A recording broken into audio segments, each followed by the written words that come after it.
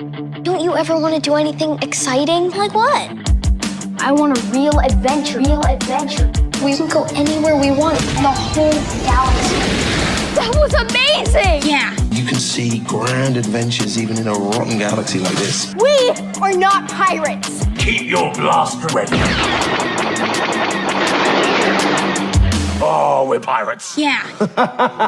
This is the Rebel Force Radio Skeleton Crew After Show. Let's go!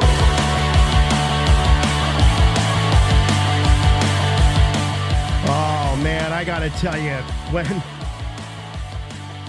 when Whim turns on that lightsaber upside down, I know we all like to think that wouldn't happen to us if we were just transported into a galaxy far, far away. But I don't know, you know? I've seen some funky-looking lightsaber hilts in my day. It's easy to maybe get it confused, especially in the heat of battle. Oh, but I felt for the kid. I felt for him throughout this episode. What a nice little some character moments that they gave him this week. I was hoping so. You know, Fern sort of got her moment, and you know, Neil's been all over this show. Not that Whim hasn't, but Whim's been a little, you know, sort of one note. And you know, he I'll be honest, I thought that when he looked sad that it was because he thought the adventure was maybe coming to an end. But no, he's just like everyone else. He gets homesick and that sort of thing. So that was just one part of a really, what I thought was a great episode, certainly worthy chapter installment into the Skeleton Crew. We're glad to be here with you all here on the day after Christmas. This is, as Tyler and I found out pre-show, this is the second day of Christmas, how it goes.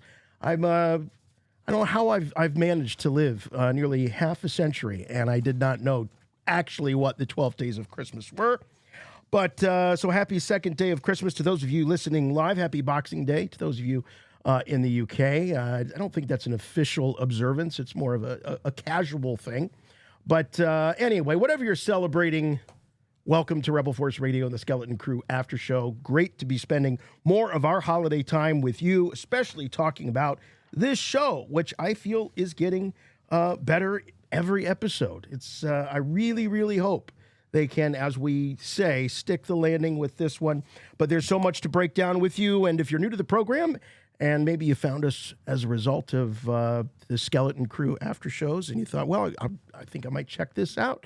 Introductions may be in order. My name is Jason, and with me, as always, my good friend and yours from Chicago, Jimmy Mack. Hey, Jason. Hey, Star Wars fans. Thank God it's the RFR Skeleton Crew after show.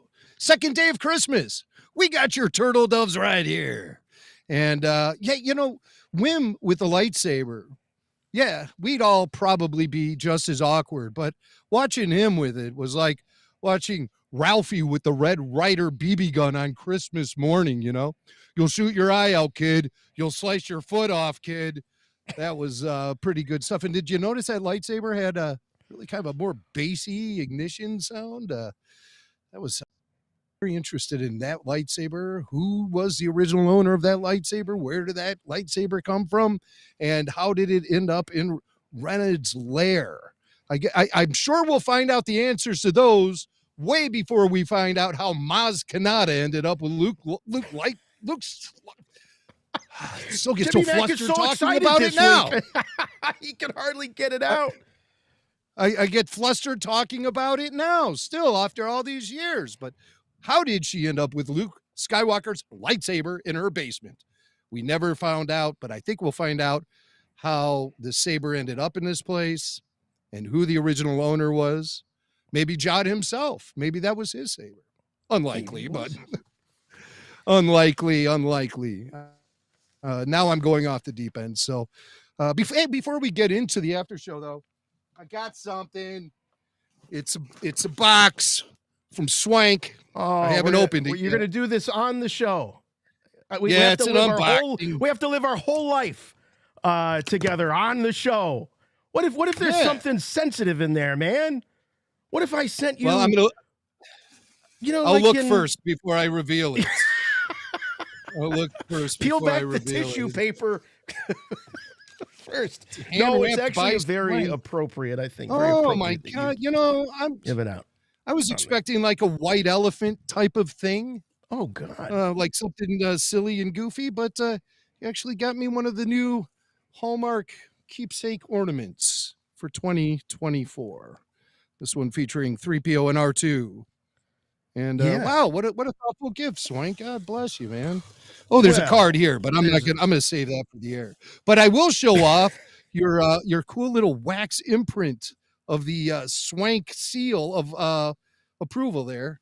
You can show the All- cover of the card because the level done of by coordination that I went through on this gift. Oh, It was incredibly coordinated. clever. Oh no, I was hoping some money would fall out of it, but it's not one of those types of cards. But check it out.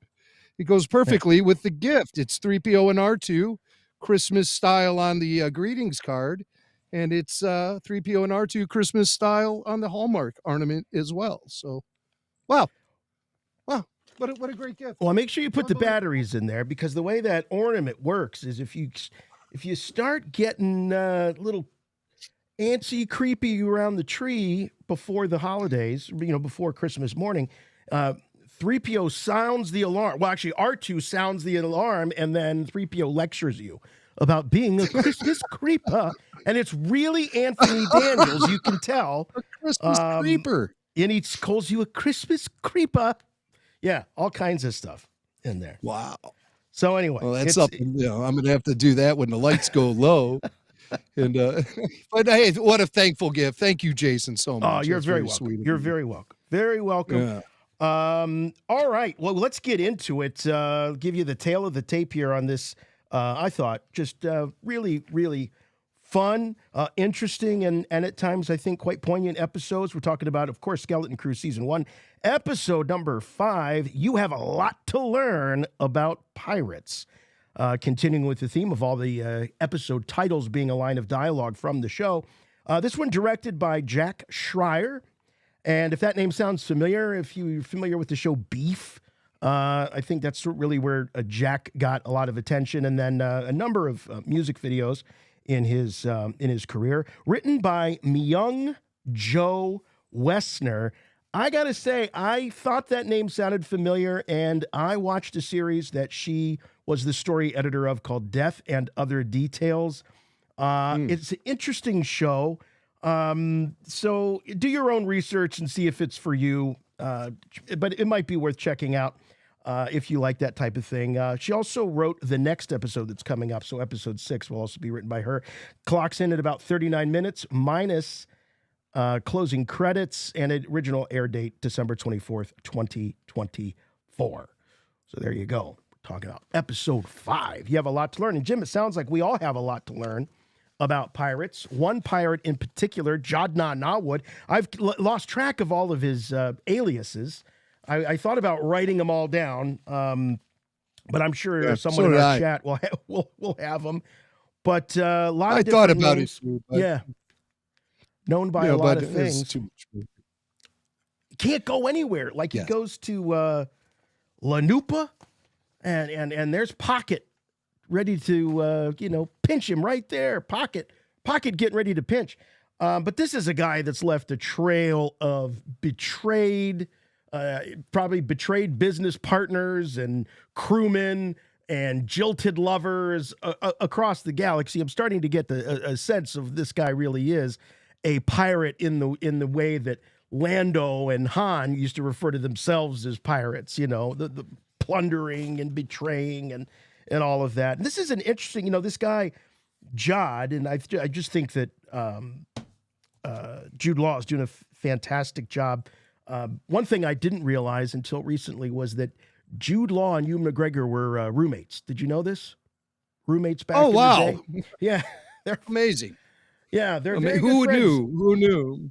So Jude was getting his star on the Walk of Fame. By the way, if you need your star on the Walk of Fame, best way to do it is get into a Star Wars TV series because they could seem to have that bat phone. They could just ring up those Walk of Fame people when they've got someone in a show. And, it's great publicity, obviously, for the actor. It's a great honor, but it's also great publicity for the show because they get all of the entertainment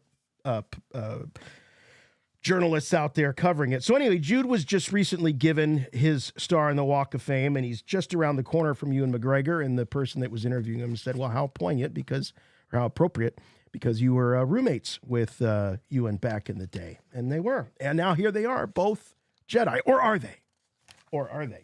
But this character is really a cool combination, I think, between Han Solo and a Jedi Knight. I think that if anybody ever wondered what a Han Solo type Jedi or what Han would have been like had he ever been trained in the Force, I think this Jod is giving us somewhat of an approximation. The thing is it really has me questioning how much connection there was between Han Solo and, like, was it a pirate guild? What's going on with these pirates? Because silly things like these oaths and these, laws of the pirate code, when it comes down to Jod trying to become the captain over Fern, he issues a challenge based in this pirate code. And I don't see that going over with a Han Solo type. If you wanted to start preaching rules to him, I only take orders from one person, me. That's not, Han wouldn't go along with this pirate code business. So I don't think, like, Han Solo gets referred to as a pirate. Yes. Space pirates, smuggler, scoundrel, nerf herder, Han Solo. But how much like part of the organized pirate society is a Han Solo? I don't think he is. Well, I don't think he is either. I think this is more just about the type of person. How can you have, when you combine somebody with the qualities of a Han Solo, and I'm not getting literal as if he's a member of some sort of pirate guild, because you're right, because it's very obvious. Han as a pirate doesn't really work because he's only got one crewman. There's only one person in the universe that he trusts and trusts him. And so and I would also say that I don't think that Han has, not that we want to make this all about Han, but I don't think that Han is willing or would be willing. I think there's too much good in him. I think he's too much of a hero. I don't think he could be the type of person, the type of human being that it would take to be an actual pirate, where you're looking over your shoulder constantly because there's always someone from the rear trying to overthrow you and you mutiny. And we see a little bit of that in this particular episode. But you're right. We know that in our own real world, there was a pirate code. There's a code amongst these pirates, to the degree that they follow it. There's also an organized crime code, which, by the way, this Lenoa really reminded me. I was thinking, is this Vegas? Is it Hawaii? They put the late E's on. And it finally dawned on me when he's talking to Pocket, it's basically Palm Springs of the 1950s, because Palm Springs in the 50s was the place that the wise guys would go from all over the country to vacation. This is true. This is how it was in Palm Springs in the 50s. And all the bad blood and everything, gone. When you're on vacation with the family and you're in Palm Springs, the Genoveses will be there and see the Gambinos, and all the families would be there, but it was on vacation and the rules were, no shenanigans. And so Pocket, in her run-in with John, was like, kind of reminded me of that, where she's like, I'm not even looking at the pucks, as much as I hate your guts, as much as I know that, I've got a case against you and I could haul you in and something's going on, blah, blah, blah. I'm not doing it because I'm going to go take a bath. So I'm going to call it right now. Lenoa is the Palm Springs of the Star Wars universe. All right. That makes a lot of sense the way you break it down. And Pocket, she's a backstabber. But I got one thing to say about Pocket just visually. Yeah. Those contact lenses, those white contact lenses with the black pupil, that really unnerved me quite a bit. I'm with you. They pulled off her look to great effect, man. Yeah. That she is, without being like over the top alien weird. Right. She just, those contact lenses, man, that they put in that actress are just mind blowing. And I guess she's a voice actress of some esteem from some Disney film. Brave, is that a thing? Brave? Yeah, that's a Disney thing. Yeah. Kelly MacDonald is the actress. Yeah. At least that's what I have on my research. I don't know. Last week, Brave wasn't doing so hot on the the research. So Kelly MacDonald. Someone in the chat is trying to correct us, saying that it's Poppet. It's Pocket, from what I can tell. P-O-K-K-E-T. Pocket. Yeah. Right. Not Poppet. Yeah. Unless that's a joke. Maybe, I don't know. I just looked down at the chat. It's Pocket as far as we know. Well, one thing that was good, Jim, was we got to see what's going on with the grown-ups there on At Aton. And so we're checking in a little bit with Wendell. He's there working at wherever it is he works at. There's no name. It's just, they're all accountants, or I can't think of supervisors or analysts. Right. Some of them are. I think he's an analyst. An analyst. That's what I was trying to say. Yeah. So he's an analyst. Looks like he's there at his desk analyzing.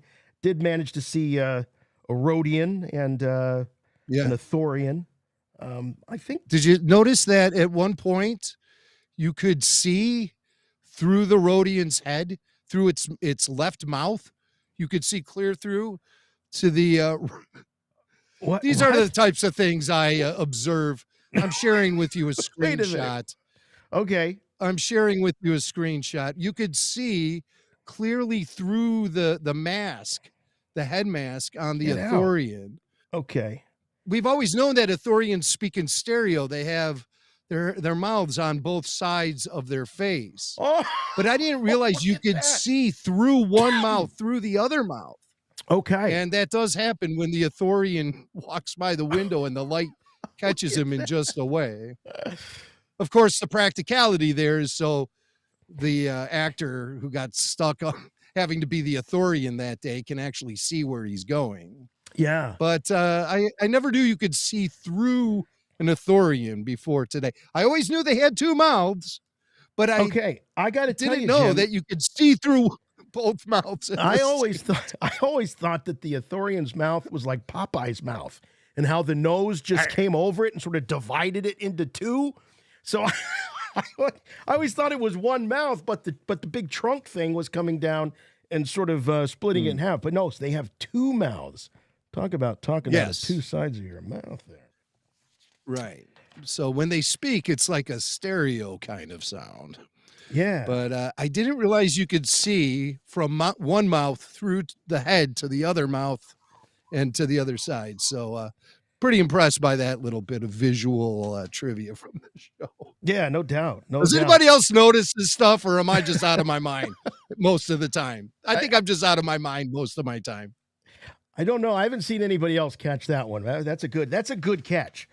But anyway, all right, so the parents, we've got Wendell. Yeah, we got Wendell, we got Numa, and we've got Farah. The KB's parents were not represented in any of this at this point. So I'm thinking that maybe they don't work there at this facility. So they hook up. I wasn't under the impression Neil's mom worked at the facility either, because when Wendell approached her, he said, "What are you doing here?" Maybe it was just she was out of her sector or something like that. What I do notice about this is that the people of At Aton live in a very Orwellian society. Everything they do is being watched. Everyone they talk to is being scrutinized. Every left turn they make is being thought of as maybe a right turn, or a right turn is a left turn. I don't know. They're very much being observed at all times, and they have strict rules in their society. Yeah. Well, I got the impression the fact that she was there in the light of day and was that she probably wasn't in the right department, but that she could at least, there'd be a reasonable excuse why she was there at all. But yeah, you're right. I don't know. I mean, I've heard that basically they always stick that species in the mailroom. They don't let them upstairs. I haven't seen any of Numa's species upstairs. I've seen Athorians, I've seen Rhodians, but I haven't seen any Numas or any Neils. All right. On the top floor. I don't know what's going on there on that At Aton, but they're expensive costumes. You can't have them all over the place, But so the thing that I was interested in mostly was the fact that Wendell seems to understand when he's talking to Farah that there is utility and there is a need for them to not reveal the location of At Aton. So they're on the inside of this. I mean, at least the way I interpreted the episodes thus far is that certainly the kids don't know that they're a kept secret. So I just sort of assumed that most of the adults also didn't know, and that they were believing this thing about the, the nebula, the whatever the hell that thing's called, and that they weren't actually in on keeping themselves sequestered out from the universe, that was something that was happening at the very, very top, or maybe even by people who were there long, long ago, and this has just been the way it is. But it's pretty clear from this interaction between Farah and Wendell that he's aware that there are security concerns because they cannot send out the location to At Aton, but he was saying that we could at least get a message to them without having to do that. So whatever the conspiracy is, keeping At Aton a secret, Wendell's in on it, and so is Farah. Yeah, Farah dropped some big hints in one of the first episodes when she was talking about the necessity of keeping their planets isolated. So it's been revealed. So I think she actually has, obviously is some sort of, what do they call her? Undersecretary. She has a little bit more access to knowledge about what's going on with the secrecy surrounding the planets. Or maybe just their society in general is relatively aware of it too, is something I considered. That they know that they don't have regular contact with the outside galaxy. I mean, they can see it when they look up into the sky. Yet they have knowledge about the history of the outside galaxy and a strong connection to the old republic. So whatever situation they're in is something that happened as a result of their interactions with the outside galaxy. It's not like it's been this way forever on At Aton.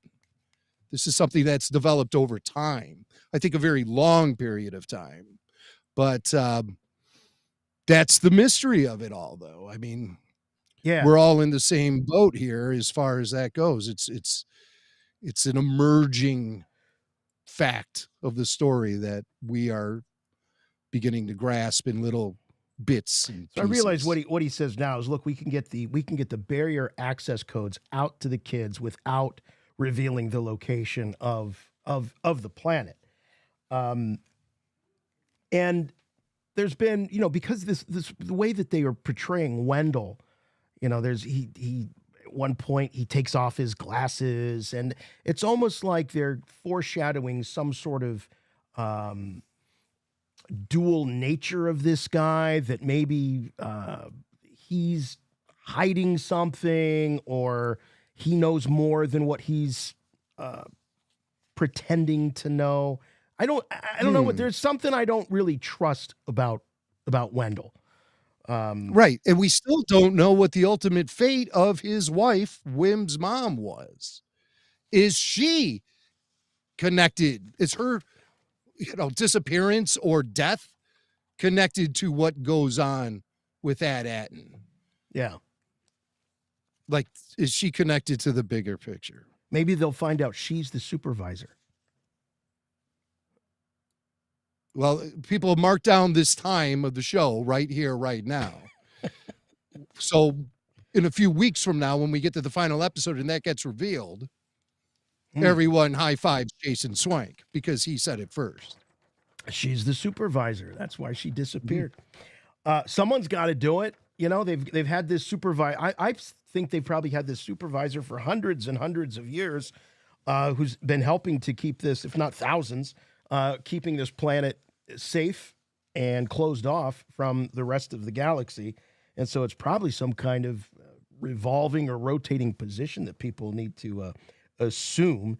Maybe they get chosen. But it is curious. I mean, they haven't really tackled, like you say, the why. What happened to the mom? We're kind of just assuming based on the way they're acting is that she's passed away. I don't think it was like a ugly divorce or anything. She didn't run off with some Ithorian with a big mouth. No, but it's the knowledge that she's the supervisor. I mean, you know, maybe Wendell knows, maybe he doesn't know. If she is the supervisor, that is. Yeah. So Farah, you know, she's willing to cover it up. I was also surprised when Wendell walks in. She's like, we agreed that this would, you know, this wasn't the time. We'd do this somewhere else. And but she shuts that droid down.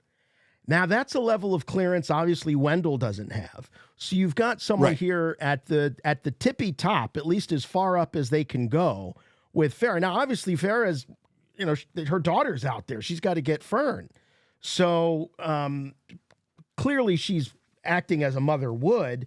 But at the same time, I can't help but think that, again, these characters know more than they're divulging, at least on screen, and it makes me wonder if they themselves don't know what, you know, if Farah doesn't know what Wendell knows, Wendell doesn't know what Farah knows. It's like they're all kind of pussyfooting around or beating around the bush. Now, the surveillance of the droids that you brought up could very well be a huge reason why they have to talk and act so cagey. But then again, you've got Farah that was able to shut that security droid down pretty quickly. And essentially tell him to forget everything that he saw and heard. So you just don't quite know where how far does her power go, at least in, you know, as when it comes to the surveillance that's going on. Well, I mean, her power must be pretty high, because when the droid does discover that Wendell has broken this rule and tried to hack the computers, where does the droid take Wendell? Right to Undersecretary Farah. Right. So she is, she's got a top position there in this corporation or government or whatever the great project is. But I still think there are several layers that separate her from the supervisor. Yeah.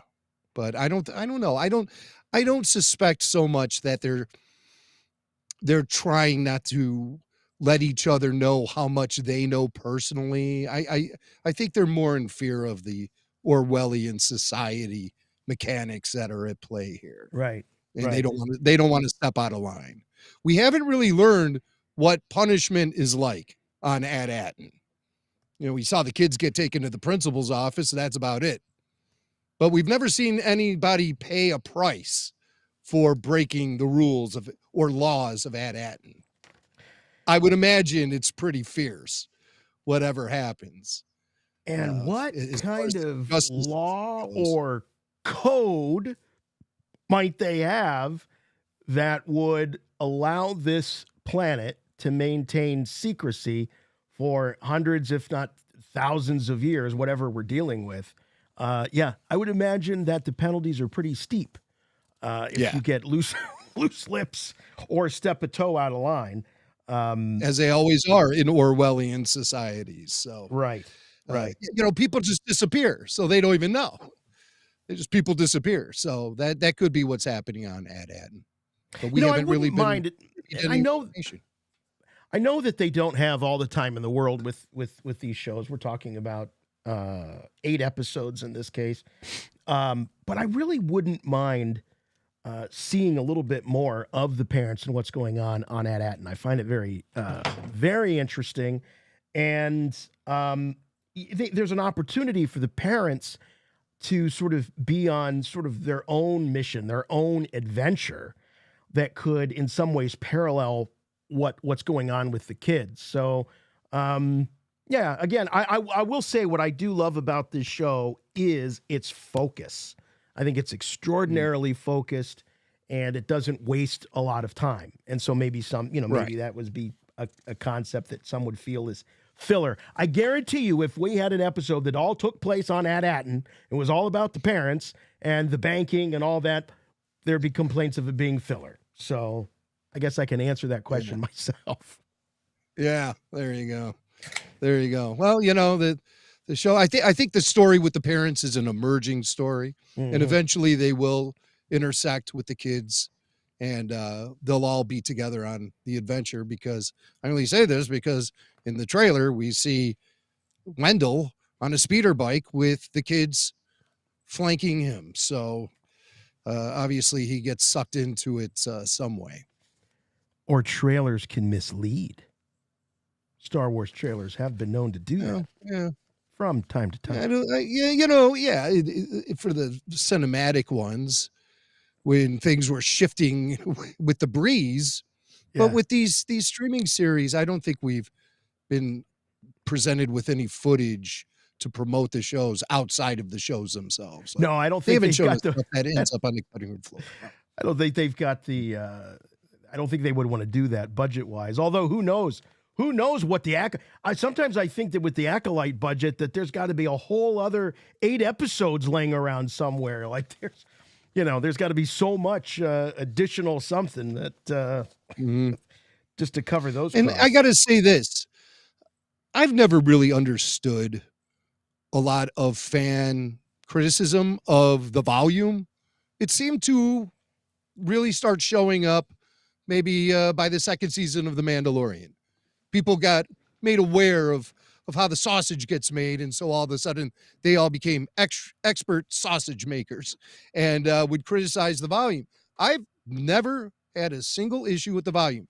Do I think every shot that emerges out of that stagecraft volume is perfect? No. Sometimes I can sort of see lines or something. I don't know. But for the most part, I think it's just been an incredible advance in cinematic storytelling that really busts out these environments and makes them so Star Warsy and huge. Was every shot perfect in the original trilogy? No. Was every shot perfect in the prequels? No. But there was never this lack of attempting to create the most epic, biggest environments, from matte paintings to green screens to now the volume. And of course, the emergence of CGI itself. So the volume, especially in an episode like this, it's used to perfection and makes the show seem so big and so grand at a budget of $120 million for the season, from what we understand.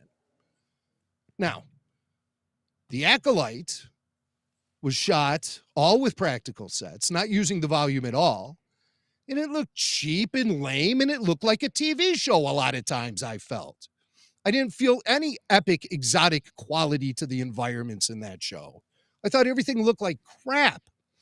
And that show was shot at a budget of about $300 million, probably more. And I just think that people who criticize the volume a lot of times are really talking out of their asses. I really think that, because if you look at this whole episode is shot on the volume. That whole planet is the volume. Everything, all of the environments, all the backgrounds. And it looks brilliant. It looks great. It looks like Star Wars. So I think that this is the way to go. I don't care what kind of tax breaks you're getting in England to produce this stuff. Shoot it in Southern California in the volume. Give us consistency, give us epic Star Wars, and put it in the hands of filmmakers who know how to use it. And I think that this series, specifically this episode, is the volume put to its best work yet. Wow. All right. Yeah. Well, certainly the visuals here and the variants in the settings and locations, I thought were just dynamite, fantastic. Never once did my eye pull me out of anything with this episode, from scene to scene, whether it be in the sterile, office space there of Wendell, or this incredible, what I'm calling the Palm Springs of Star Wars, Lenoa. It was incredible. It was just awesome. Okay, so parents, they're working on it. They've got some sort of a plan, and they're taking big risks. And as Mac threw out, we haven't seen what the penalties are for such risks, but it's certainly weighing on them. You can see it in the performance of the actors as they go through with this. And of course, they have the worry of their safety and the whereabouts of their kids. I was really surprised, when we left the episode, SM-33 had just sort of remembered his old captain's programming, and he was going after the kids. Neil created a distraction, then he passed out. We find the kids sort of right where we left off with an SM-33 that is been his power's been pulled, and they gotta turn him on. Jim's something, and maybe there's a reason for it, but it seems awfully simple the way SM-33 just sort of said, "Oh, well, that was my old captain's programming. I'm not going to hurt you now. Everything's good." In the last episode, they're pleading with SM-33. So was it the action of yanking the power out of the droid? Was that essentially a reboot? What within the episode made it such, with no explanation really other than a somehow Palpatine has returned kind of line, made this, were they able to go from this being almost like a horror movie type scenario for these kids with this scary droid coming after him, to where, that was just me old programming. No, I won't hurt ye. No, I couldn't hurt you. You're my captain, Fern. I didn't follow it at all. That lost me. First time, I think, where I was like, that's a little too convenient. Today I was linking up my iPhone to my car stereo with the Bluetooth, and I was streaming music through my car stereo. But every time that the screensaver would make my iPhone go black, it would silence the connection. So I turned the phone, I powered it down, turned it back on again, and it streamed seamlessly for the rest of my car ride. So I think you're onto something, Swank. It was the reboot that did it. That was all it took. It had to have been when it doesn't work, you turn it off and turn it back on again, and 9 times out of 10, you're back in business. Some are saying in the chat that they feel that KB might have done something, or that there might have been a line about KB stabilizing him. I don't know. I think it was the reboot. It was the reboot. It had to be the reboot. Which tells that's me something that didn't really. Couldn't he snap again at any moment? Well, I'm counting on it.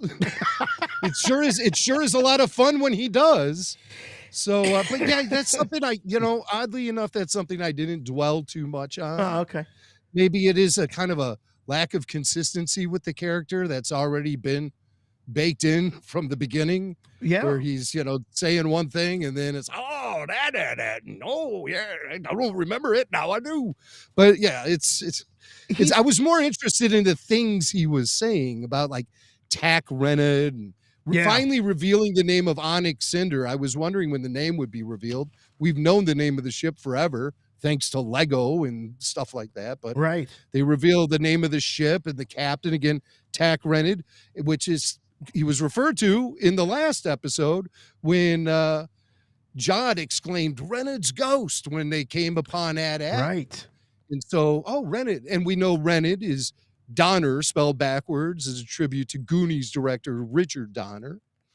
And so I was just like really taken by all of that. And I also love the part when he was talking about, just giving the whole background on everything. I don't want to get too far ahead. But when he broke through the ropes, when she asked him to take the crew to that skull ridge, he just snapped through the ropes like no problem. I'm like, wow, Judd and the kids really underestimated how strong this droid really is, because they seemed shocked. He just sat up and he is like snapping through rubber bands for him. Yeah. Yeah. So I mean, he's like probably the strongest droid we've come across in Star Wars.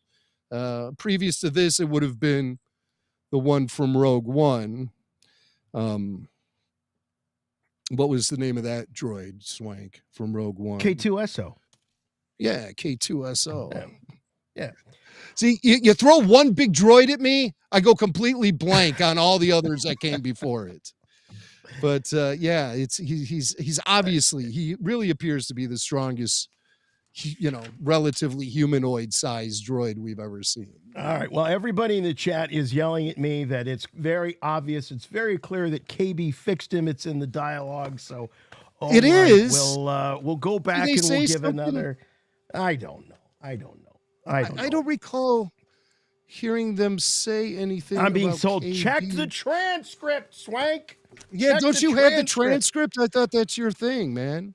Sometimes I do, sometimes I don't. It all depends. Didn't think that I really missed anything this week, but apparently I missed a big one. Let's talk about the legend of Renard, Captain Renard. So this has obviously become folklore. I think that this is like we're talking Blackbeard level in our own universe, Blackbeard level of legends.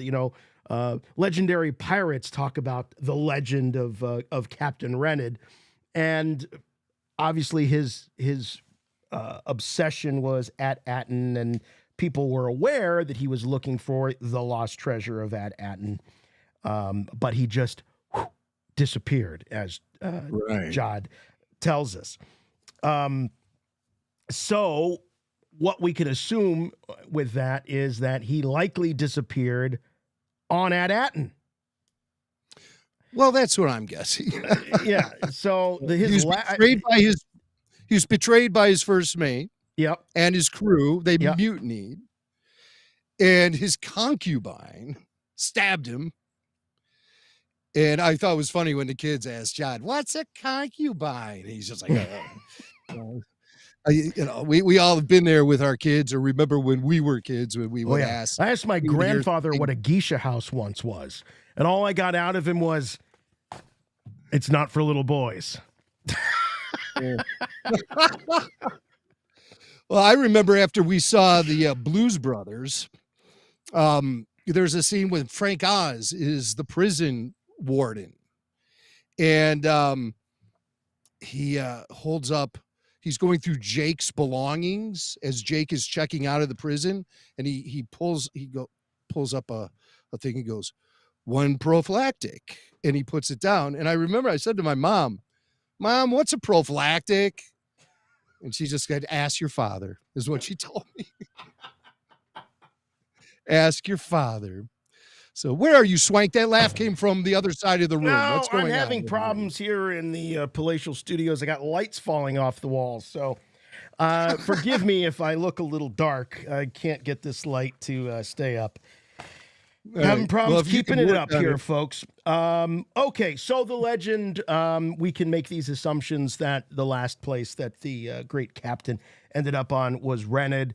And no, I was joking earlier when I was saying that, well, partially joking, that perhaps Whim's mom could be the supervisor. What I think, here's my real theory, and I'm going to reiterate what I claimed a couple episodes ago, is that I think that the supervisor, it started out to be Captain Renard.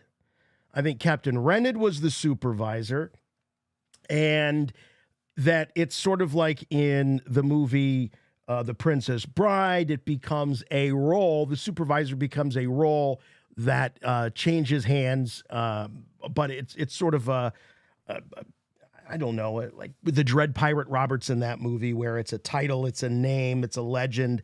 Everyone talks about the supervisor, and no one questions who the supervisor is. But perhaps there are there obviously there had to have been replacements of the supervisor, people that are brought into the fold of the great conspiracy of At Aton. And what are they trying to do? They're trying to keep At Aton a secret. Why? Because it has all of this treasure on it. We learn that the treasure is actually a mint. They're printing money, not just any money, but old precious money. And so what would be the highest priority of somebody like Renard, which would be to keep it secret? Pirates go to great lengths to keep their treasures buried and kept safe and, hidden away from anyone else. So I really think that that's probably where this is going, that somehow Captain Renard was the first supervisor. He's the one that instituted the secrecy conspiracy to keep At Aton hidden from the rest of the galaxy so no one could find his treasure. So I'm going to go with that society, one. A whole society built sprung up around it. And you know what? It's dumb as it sounds. It all goes back to Robin Williams' Popeye, 1983, when Popeye is looking for his dad, another 80s movie, by the way. He's looking for his dad, and he comes across the town of Sweet Haven, and they're all afraid of this Commodore. No one's ever seen this Commodore. He runs everything, and they're yelling lights out when everyone has to go to bed at a certain time, and Bluto works for him and all of that. Brutus, anyone? Bluto? He's working for him. And it turns out, spoiler alert, that the Commodore is Popeye's dad, Poop Deck Pappy. So That's what I'm going with my Renard theory. Richard Donner didn't direct that one too, did he? No, he did not. No, he didn't. But it is definitely sort of a beloved 80s, well, it's divisive in some ways, but it's kind of that beloved 80s kind of classic. Somebody once called that movie The Babysitter, because when it came out onto VHS and on cable, parents could just put the kids in front of the Popeye movie and walk away for an hour and a half, and they'd be enthralled. They called it The Babysitter. But anyway, some of you all know, of course, you Big Steve Glosson, he's a fellow fan of the Popeye movie along with me. It's one of my all-time favorites. I remember when it was released, it didn't really go over all that well. No, it didn't at all. It was a terrible bomb. It was a terrible bomb. Yeah, it's pretty dark. Yeah, it was. Felt like it was dark. It was Robert Altman, for God's sake, with a score by Harry Nilsson. I mean, what? Jeez. Yeah, it was, And it was a musical. I mean, it was so bizarre. The whole thing was so bizarre. Jod, I love the scene between Jod and Whim. I mentioned earlier, Jim, that Whim has that moment where he runs off. They know that they can get to this planet according to SM-33, where he can access the records of how to get to At Aton by going through the old captain's logs. By the way, this is there's a lot of reference to the captain's log in this Star Wars show. I got to tell you, it freaks me out a little bit. Captain's log, stardate. Yeah. Well, Sure. What else are you going to call it? Sometimes you just have to give up some of the preciousness about these rules. Well, I mean, right? but it's in a purely nautical sense, right, in which pirates typically operate within. On board a ship, a captain does keep a log. It's not like that originated from Star Trek in any way, shape, or form. Star Trek doesn't own it. Like a Navy kind of thing. Right. It is. It's a nautical thing for sure. But it was, it's fun. But anyway, if all of a sudden, Neil says, "Beam me up," and he disappears, then I'll start shouting. But we might have a problem. I think Kirk is the one who made the captain's log famous. Sure. More famous than it had ever been, but it's something that's steeped in nautical history. By the way, this is a call-in show. We will get to your calls. We've got a few of them queued up here. 708-866-1737. is the number to call. It's on the screen. It's also in the episode description. So 708-866-1737. Give us a call. We want your theories. We want your thoughts, your questions, all of that good stuff. So, I love this scene, Jim, because, again, Whim hasn't really had a real character moment like the other two had. We'll hopefully get to KB in a subsequent episode. But like I said, I thought he ran off because he was afraid that the adventure was maybe winding down, because it seems that they have a pretty good source at this point for the map to At Aton. But it turns out that he just kind of, as kids do, you can only push him so far. He just sort of broke. He had a moment. He broke. He misses his dad. He misses his mom. And what seems to really be weighing on him is the fact that, yeah, he might get reunited with his dad, but he's never going to get reunited with his mom. And that was the moment. And I thought Jude Law played this scene so great, because, the character is wanting, anytime you have to have kind of an uncomfortable or maybe real emotional conversation with your kids, you're just kind of hoping you can say a few nice words and get the heck out of there. But Whim keeps, kind of sucking him back. And finally he relents and he sits down and has, I thought, a really well-written, well-acted conversation. Now we're certainly going to debate whether or not the advice that he gives to Whim is good or bad.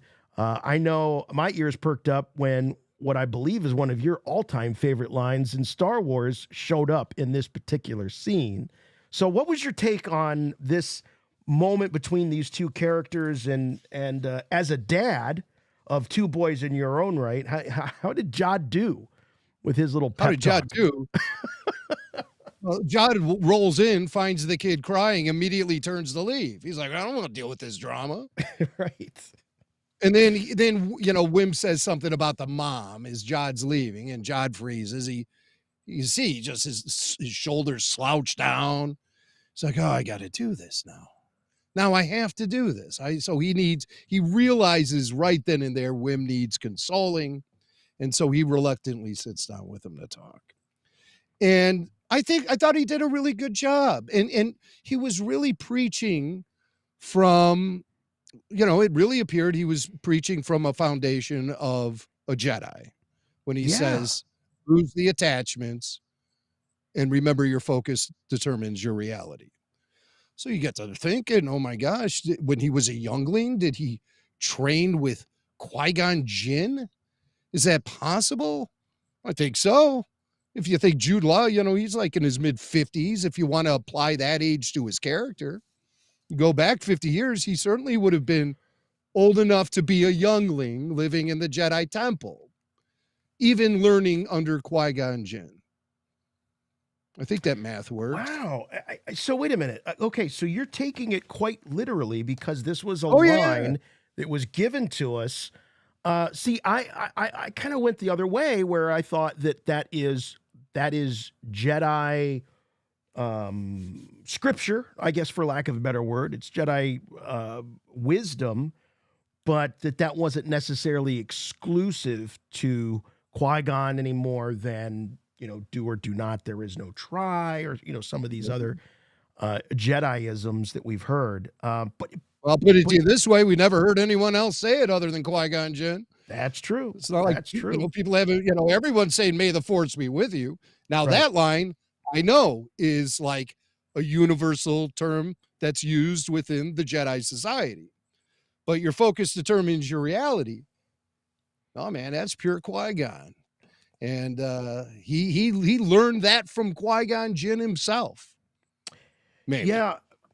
Whether it's Qui-Gon specifically or not, I'm definitely leaning to the idea that Jod himself was never at the Jedi Temple. Jod himself was never trained formally as a Jedi. What I do think Jod might be is the protege or the apprentice of a Jedi who did escape Order 66 and who did lead a life as a pirate, and then took on Jod as a first mate, or maybe not first mate, but whatever that entry level position would be on a pirate ship. He's sweeping the poop deck, whatever, but took on someone. Maybe he was orphaned or something of that nature. And so Jod picked up on these things. The guy might have sensed, obviously, that the kid was force sensitive.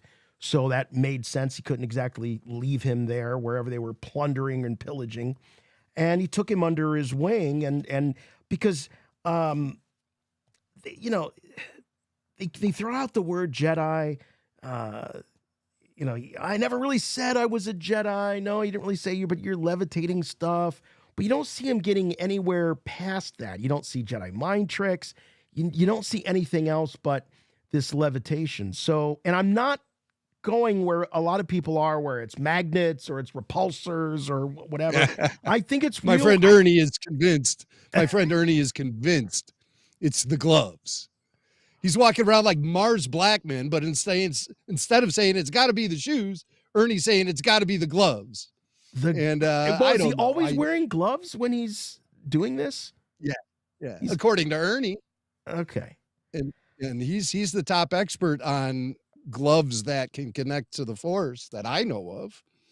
Well, next to the glove of Darth Vader, which is an old school. I think that it would be extraordinarily, and then you got the ending where Jod gets that lightsaber in his hand, and it does not look to me like that's the first time he's ever had a lightsaber in his hand. Yeah. So there is, if he's not directly a Padawan, I think he is indirectly in that his mentor, who I think we're going to find out is a pirate, whether it's Renard, I don't think it's Renard, because the time I don't know. This is what I can't be sure of, is when did Renard or Renard, when did he land on At Aton? And they're talking about this character as if he's legend, he's mythology. But in Star Wars, that could work a whole lot of different ways. To old Ben, hearing the name 20 years later, Obi-Wan, I haven't heard that in a long time. I don't know about you all, but the older I get, 20 years goes by like that. So it's hard with Star Wars, but I'm going to go on a limb and say that I think that he's a legit Force user, probably trained by a pirate who was a Jedi at one time. All right, so you're saying no to Ernie's theory that it's saying the no gloves. to Ernie's theory, because I just think it would be a real letdown, and it would be very un-Star Warsy. Yeah. Well, I'll let him know he was downvoted by Jason Swank. I'm sure he'll wear that as a badge of honor. But no, I don't. I think that would be an awful way to tell this story. And there's been a certain richness to the quality of the way the dominoes have been falling in this story that I'm more willing to align with your type of speculation that not only makes Jod a legitimate Force user, but someone whose story connects to the big picture as well. And as far as the pirates go. So that's what I'm believing. And I also think when he summoned that lightsaber into his hands with the Force, that was not the first time this gentleman has ever held a lightsaber hilt. So we've seen him do this levitation multiple times this show. We saw him do it 3 times in this episode. We saw him with the data pad of Whim. We saw him with the knife that gets confiscated from him at Lenoa. And then we see it at the very end with the lightsaber. And I just and there's a musical, or there's an audio cue, that rumble that you hear, and that's to me that is a cue that they use, or a sound effect. Jim, you know better than most about the sounds used in Star Wars. Yeah. That indicates Force use. Yeah, there is a legitimate Force rumble.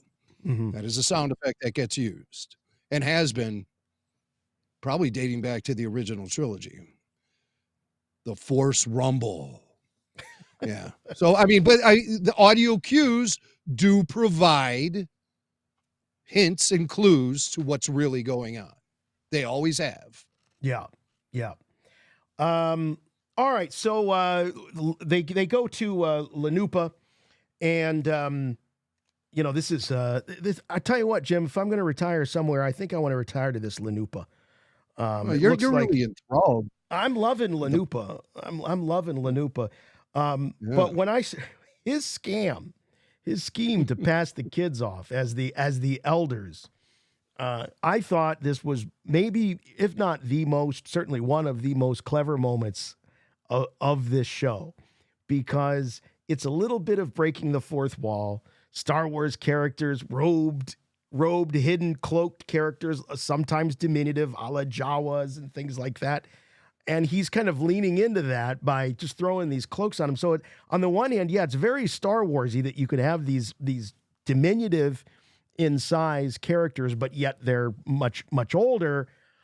On the one hand, it's very Star Wars. On the other hand, it's like right out of the Little Rascals or something, and the Little Rascals would jump up on each other's shoulders and put the coat on, So this struck me as more that and more played for fun than what we saw in Kenobi when he was smuggling Leia out with his coat. Like that I think got a lot of people sort of annoyed, irritated how easily it was that they got in. But this was just like, this was just total, I thought, Little Rascals, Three Stooges kind of humor, which I appreciate. I appreciated. I thought it was very clever. And Judd introduces them as elders from the Brat Trick system. Brat Trick. Brats who play tricks. That's what he's thinking of with these kids. I didn't even think of that. That's good. Yeah. Brat tricks. And then the bit with him just like mumbling and making up some language, Mm-hmm. So I thought it was really clever. I don't know if it was everybody's cup of tea, but I thought it was really clever. And then the Hutt in the mud bath. We got there's the pink elephant in the room, and then there's the Hutt in the mud bath. We certainly have got to talk about that. I was hoping that maybe through your, I know you always listen to the audio description. Was there any identity that was provided for this particular Hutt? No, just Hutt at the spa. And they referred to the servant as a Troglock. Oh, and I was like, where have we seen those before? One of them was a casino dealer on Canto Bight in The Last Jedi. And this little Troglock is a servant who apparently has gone through the Hutt digestive tract several times at this point. Okay, that threw me off too, because I didn't really know what to make of that. You think that strawberry juice running down the chin of the old Hutt could be Troglock blood, because Jabba seems more interested in eating the Troglock than he does any of those fruits or berries that are being served up in that bowl. No, I don't think it's blood, because the Hutts don't have teeth, so they wouldn't bite down on something. They eat things whole. Okay, yeah, no teeth. So I think this guy, like I said, has been passed through a Hutt many, many times, because he says, no, not again, please, not again. So that means he's seen the entire interior of a Hutt from front to end. So what you're saying is that this is how this Hutt is spending his afternoon at the spa in the mud baths, is swallowing this little guy whole. Yes. And excreting him out of whatever. Yes. Or, okay. All right. Wow. To put it lightly, real odd for them it's strange. to go there. Very strange. Very strange. Yeah. But I have a particular outlook on Star Wars. And this is not the first time it's happened in Star Wars. Back in 1980, Empire Strikes Back, we had a Labrador Retriever that twice ate Yoda action figures. And we would then find Yoda in the backyard. Not exactly in the best state of, we would find him. And so, it'd be like, hey, we got another one here in the pooper scooper. Looks like it's Yoda. Yep, it's Yoda. So these are true stories. So I'm really basing all of my speculation. It's steeped in reality, quite honestly. Yeah, from your Labrador. Wow, yeah. That is, for the. I mean, this is just adding a lot of, let's just call it world building, folks. This is world building. This is mythology making. That Hutts will sometimes, just to get a little flavor of something, just swallow it down whole, poop it out, and, I don't know, take a little shower. This little Troglock takes a shower, and he's back for more. That's a choice. Clothes, and then ready to go. I mean, he's got a family to feed, and the Hutt uses him as the family member to feed himself. Oh, that's my backstory. That's my backstory on the spa hut. The spa hut. Well, it was good to see. The reason I brought up whether or not perhaps there was an identity that was given to this character is because the rumors are that, well, I shouldn't say rumors. It's actually been cast that in the Mandalorian and Grogu film, we're going to meet Jabba's son. We're going to meet Stinky. We're going to meet Rada. And so I thought, well, maybe this was their way of getting the character out there so we could all sort of see it.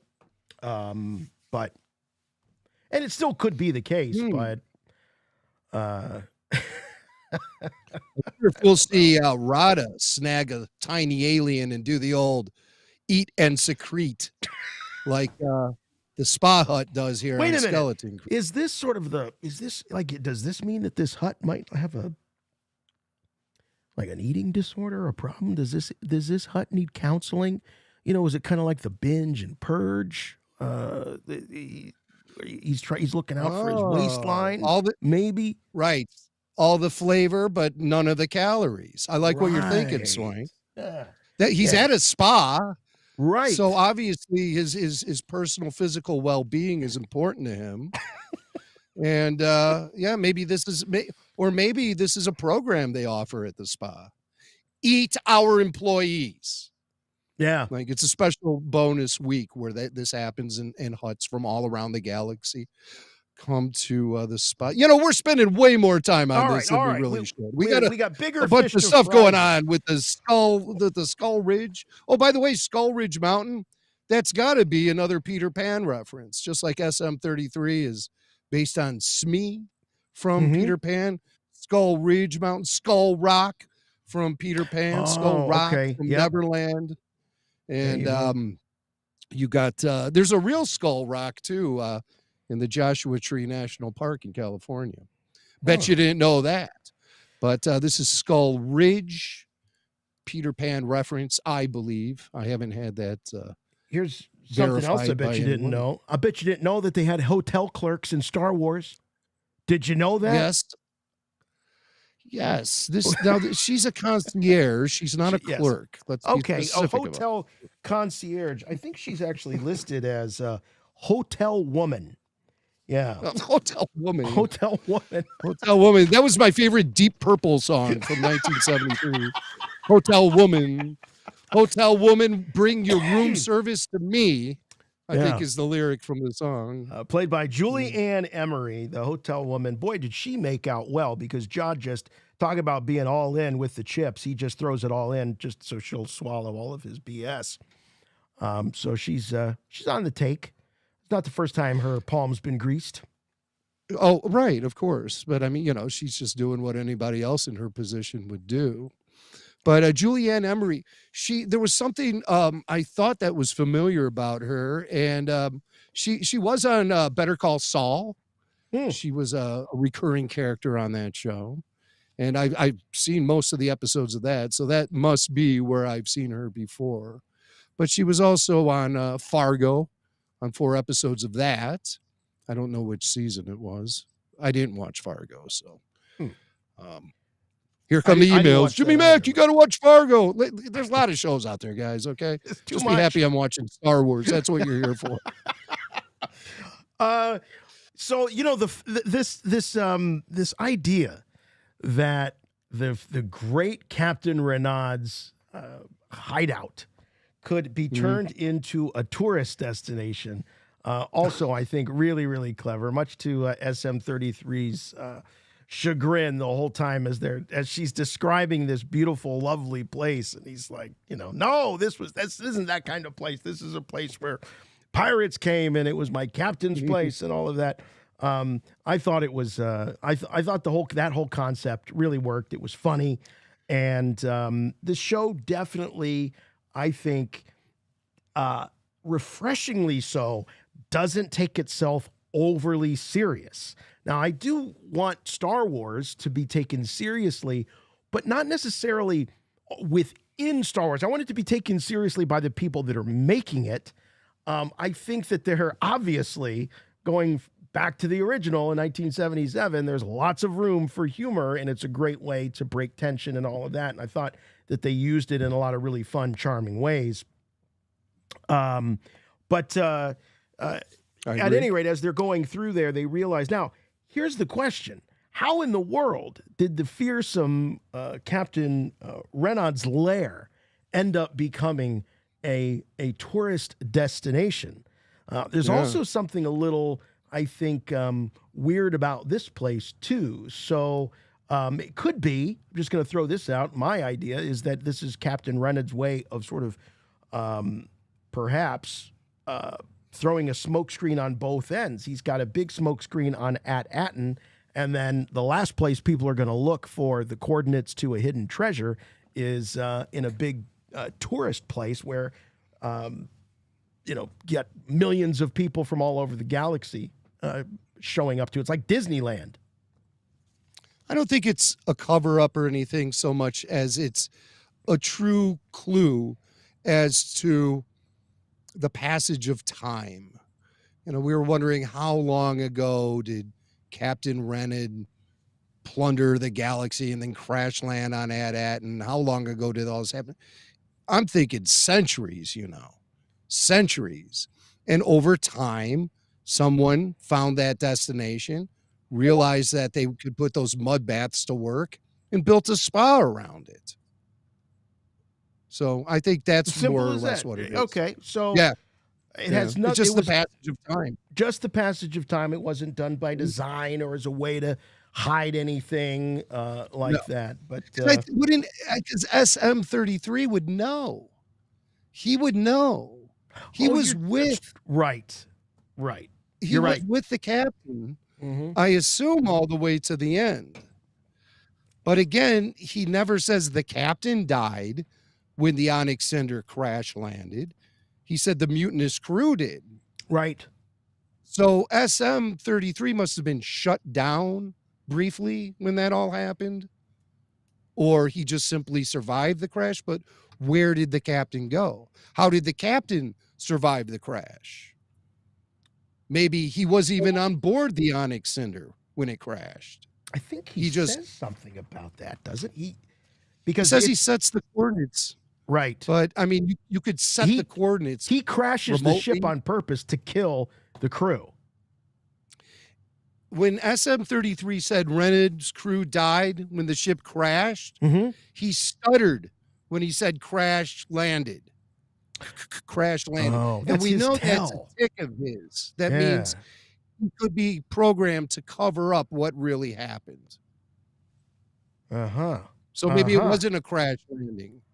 Maybe Renard killed his crew and buried them in the ship along with SM-33, shut down SM-33, and then split.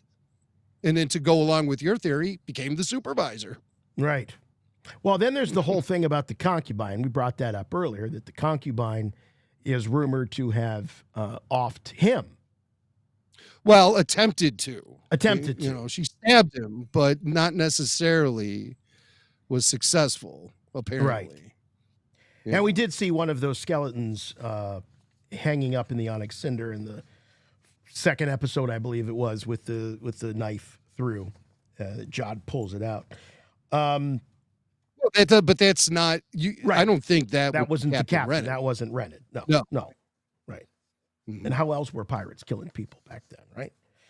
All right. So we have the hunt, and we're all looking for the coordinates. They find the coordinates and all of that, and the treasure room. This was something, Jim. I got to say, I'm a little surprised that we're seeing the treasure room in episode 5. I thought this felt like something we'd see in a finale, but they get to the treasure room, and that's where not just the the elements or the items themselves that he's captured, but his most treasured of all is the coordinates to At Aton, and that's where they find that. But so yeah, I was surprised that this showed up so soon, but it makes sense because this isn't the end of the road. The end of the road is At Aton and the Mint. That's the real treasure. So as impressive as this is nothing. I mean, John doesn't even attempt to really, at least that we can see, steal any of it. He doesn't even seem interested in stealing any of this. This is probably he thinks everything's booby trapped. He thinks it's booby trapped. Well, the lightsaber wasn't booby trapped. Whim certainly got that off the plate. Well, Whim, yeah, that particular item wasn't, but anything in everything there, else. Well, it's not everything. It's just Right. like anything could be. Right. Anything. Right. And Whim, when Whim reaches for the lightsaber, he doesn't care. He's just Right. being impulsive and trying to save his friends, and that's the only way he thinks he can do it is by wielding a lightsaber. But that very well could have been booby trapped along with any other item in there. So I do love had the no look way on to his know. face. I think it's the look that you and I would have on our faces if we saw an actual, real working lightsaber on a plate in front of us. We wouldn't care, right? We'd risk it. Well, and he sees probably for the first time that these aren't just fairy tale stories. Lightsabers exist, thus Jedi Knights. But I believe they know that on At Aton. It's not like the Jedi were a hidden secret from the galaxy. Some areas of the galaxy knew of the Jedi. Others were maybe familiar with them, and others thought they were possibly a myth. I think Maybe might on look at it. it's hard to say Yeah, how these like- people approach this stuff. They might look at it like the Knights of the Round Table. We know that there were knights back in the medieval times, but obviously none of them are around. Or maybe how the Japanese would look at, the samurai. Certainly, they were a real thing. It's just they're not around anymore. So we want to get your calls, by the way. Once again, that number 708-866-1737. We've got some super chats that we'll definitely get to. But skipping here to what was a pretty intense wrap up to this episode. Jod gets confirmation. I want to be very careful about this because I don't want to jump to any conclusions here because I'm not convinced that Jod's turn is what it seems to be. But what we see on screen is that confirmation of where At Aton is, confirmation that the treasure is actually a mint that can print money, credits, these Old Republic credits. And this is when he decides that he needs to be the captain. He challenges Fern, SM-33. He's sort of like the referee, so to speak. He knows pirate code. And so the question is, why does Jod need to officially, formally be the captain, if not to be the master of SM-33? It has to be all about SM-33 at this point, right? Yeah. Interesting. Yeah, because like what advantage does he have by demanding, so much so that he's willing to kill one of the kids to acquire leadership? I think it comes down to just good old fashioned greed. I think maybe he might, might fear what would happen if he shows up on At Aton with these kids. Maybe there's something about him that could get exposed by. No, I don't. Let me take that back because I clearly don't think that he has any previous connection to At Aton. He seems just as shocked and surprised about all of these developments as anyone else. And they went to great lengths to acquire these coordinates. So I don't think he has any idea. He's never been there. He doesn't know. It's just that one part, though, when he gets out on At Akron in the last episode, and he thinks that the planet reminds him of where he grew up. So he may be from one of these planets in this cluster, one of these At planets. One of the ones that's been destroyed, or there's been, because that's the idea, is that they've been wiped out. Everything's ashy and smoky, but it's really brilliant how they're making his character and the past of his character slowly emerge. Just so we just get these little hints about what makes him tick, and it's cool because we're seeing him through the perspective of the kids primarily, and the kids can't believe that, you know, this guy would turn on them. I mean, it's just as shocking to them as it is to us in the audience. In a way, we see this adventure unfolding through their innocent eyes. right? And then they get presented with this. Last week, I was saying these kids need a true challenge. They need to really, it's here with Jude Law holding the blade up to the kid's neck. It's, you know, what's getting real. And I really Whim like is asking him, right? Whim's asking him for a real adventure and sort of lamenting, you know, he's missing mom and dad on the one hand, but on the other hand, he's saying, all I wanted was just a real adventure. And at one point, Jod looks at him and says, I promised you a real adventure. Like, this is it, kid. So you're saying that the turn here, the heel turn, is exactly what it seems on the surface, is that it's greed. He's got confirmation that the treasure exists. He's not going to monkey around with these kids anymore, taking orders for them. He's going to just take the lead role and put them in the brig or wherever on the ship so he can get there to At Aton and get the treasure. And if the kids in the process make it home, great. If not, no big deal. Because the foreshadowing earlier about the attachments, that's what has got me on the fence about this. On the one hand, I want to think that this is all theater, and that he's not really intending to hurt Fern. But on the other hand, we just heard the character tell Whim that the memory of his dead mother, his father, those are just attachments. Those are things that we do not need. They don't serve us. Forget about them. So it's very easy for us to make the link that that's exactly what he's doing with these kids. No sentimentality, no attachment. They're a means to an end. He's got his end. He's got confirmation. There you go. He's got the control. He's got everything. And for all he knows, now that he knows that there's this old Republic mint on At Aton, he might be assuming that all the authorities on that planet and the kids, as soon as the kids land on the planet, they're going to go running right to their parents. And their parents are going to come sniffing around for Jod because they're there to protect that mint. He considers maybe the society of At Aton and the kids and their families and their parents and the authorities on that planet are all they're all going to stand in his way when he wants to get to that old Republic mint. So yeah, I don't think he wants anybody blowing the whistle on him when he arrives. And he wants to be unfettered without these children slowing him down. They could be a huge liability as the story moves forward. I think that's what Jod believes. Yeah. And so that's why he wanted to. But he just was going to take them prisoner.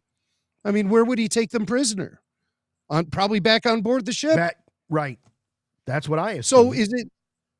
So I think that by escaping through that trap door, the kid's next move will be to get to the Onyx Cinder before Jod and the droid. But the kids can't fly it. No, they need SM-33. Yeah, but they do know how to make it take off. Well, yeah, so, that's true. Whim knows how to press that green button.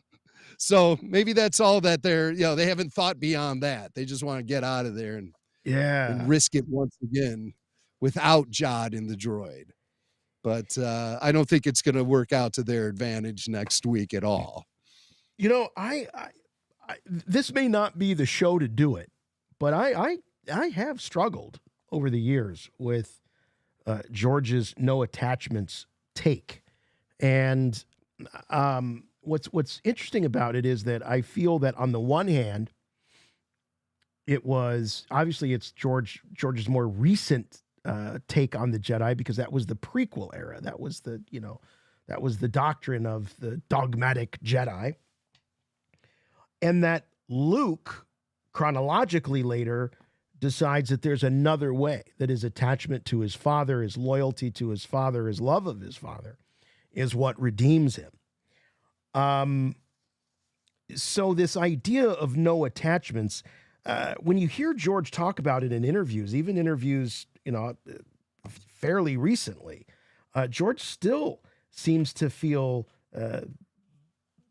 pretty confident in this idea of no attachments. And this is one of those where it's like, is it up to the individual Jedi, or do some interpret it the right way? Because it feels like it can be used as a very cold way of living, way of thinking, way of behaving with other people. On the one hand, I look at a Jedi like Mace Windu, who I think is one of my least favorite Jedi characters. I'm not a fan of Mace Windu, just because he does seem so overly stoic, cold, dispassionate. And then you got someone like Qui-Gon Jinn. Doesn't Sam Jackson pull some levers for you? I mean, just the mere presence of Samuel L. Jackson. No, not really. No, not really. Really? No, I just don't have. I have zero affection or attachment to that character. Absolutely zero. And I kind of like him getting chucked out of that window, to be honest with you. Because here's the thing. I think he's wrong. And I think that Yoda learns. Yoda definitely learns. But without getting, too much into, the Jedi dogma, it is dangerous, because that way of thinking can being exposed to it by a guy like Jad Nanawood can, I think, really propel them to behave in a very un-Jedi-like way. Depending on how you interpret this idea of no attachments. Because it does allow you to operate in a way that you don't really have to worry too much about other people's feelings, other people's lives, because they're just attachments. Think about every time you watch a TV show and you can't wait for the next episode, but you promised your wife you'd watch it with her. But the new episode is up now. I can't wait. You promised me we'd watch it together. Sorry, sweetheart. No attachments. No attachments when it comes to binge watching television. No attachments. So, it's interesting to know, like, where Jod's head is at, because I think he might have some education in the Jedi arts and the Jedi philosophies, but I think it's very half-baked, his knowledge. Mm-hmm. And he might be amplifying certain Jedi lessons in the wrong way. It's everything can be interpreted in different ways. Your focus determines your reality. That's a Jedi thing, at least according to Jod and Qui-Gon. So he might just be misinterpreting things or having, like I said, half-baked notions about what that philosophy means. But do you think he would have killed Fern if she didn't yield? No, I don't believe that. I think he was. I think he was ready to slice her neck. Wow. Because I do, and I'll tell you why. Okay. Because the second she said yield, he tossed her aside and seemed to exhale a sigh of relief. Thank God I didn't have to go through it. Wow. Thank God I didn't have to go through with it. Well, you believe but I think he was fully prepared. Yep. Wow. I think he was fully prepared to do it. Yes. Yes, indeedy. Okay. Yes, indeedy. I'd like to hear what our callers have to think I'd love about to hear that too. I'd love to hear it too. Was Jod going to go through with it? Did he have the guts? Or was it Jedi theatrics? Now, I do have to let you know that Ernie sides with you. He didn't think Jod would do it, But I explained to Ernie, just like I did to you. Who the hell is this Ernie? Yeah. Ernie. Yeah. He's an enigma. Enigma Ernie, we call him. Why is it like Now listen. think about my last name. Mac and Ernie. The way you say it, it's like two guys, Mac and Ernie. Oh, who's Ernie? See, this is, folks, what you don't realize, this is a way that Jimmy Mac can never be wrong. Because whatever Mac thinks, Ernie thinks the opposite. So I see that. I see what you're doing. Ernie's not here, Mrs. Torrance. Red Rob. All right, let's go to the phones here. Let's start with, we've got Curtis. Curtis from Omaha, Patreon supporter, wants to weigh in on Jude Law. All right, Curtis. Welcome to Rebel Force Radio. Hey, fellas. How's it going? Hey, Chut. Chut to you. Hey, I apologize. I haven't been able to hear anything since I was talking to Tyler, and so apologies in advance if I repeat anything that was already been said. That is A-okay. You say it your way. It's fine. Okay. Mm-hmm. I'll say it my way.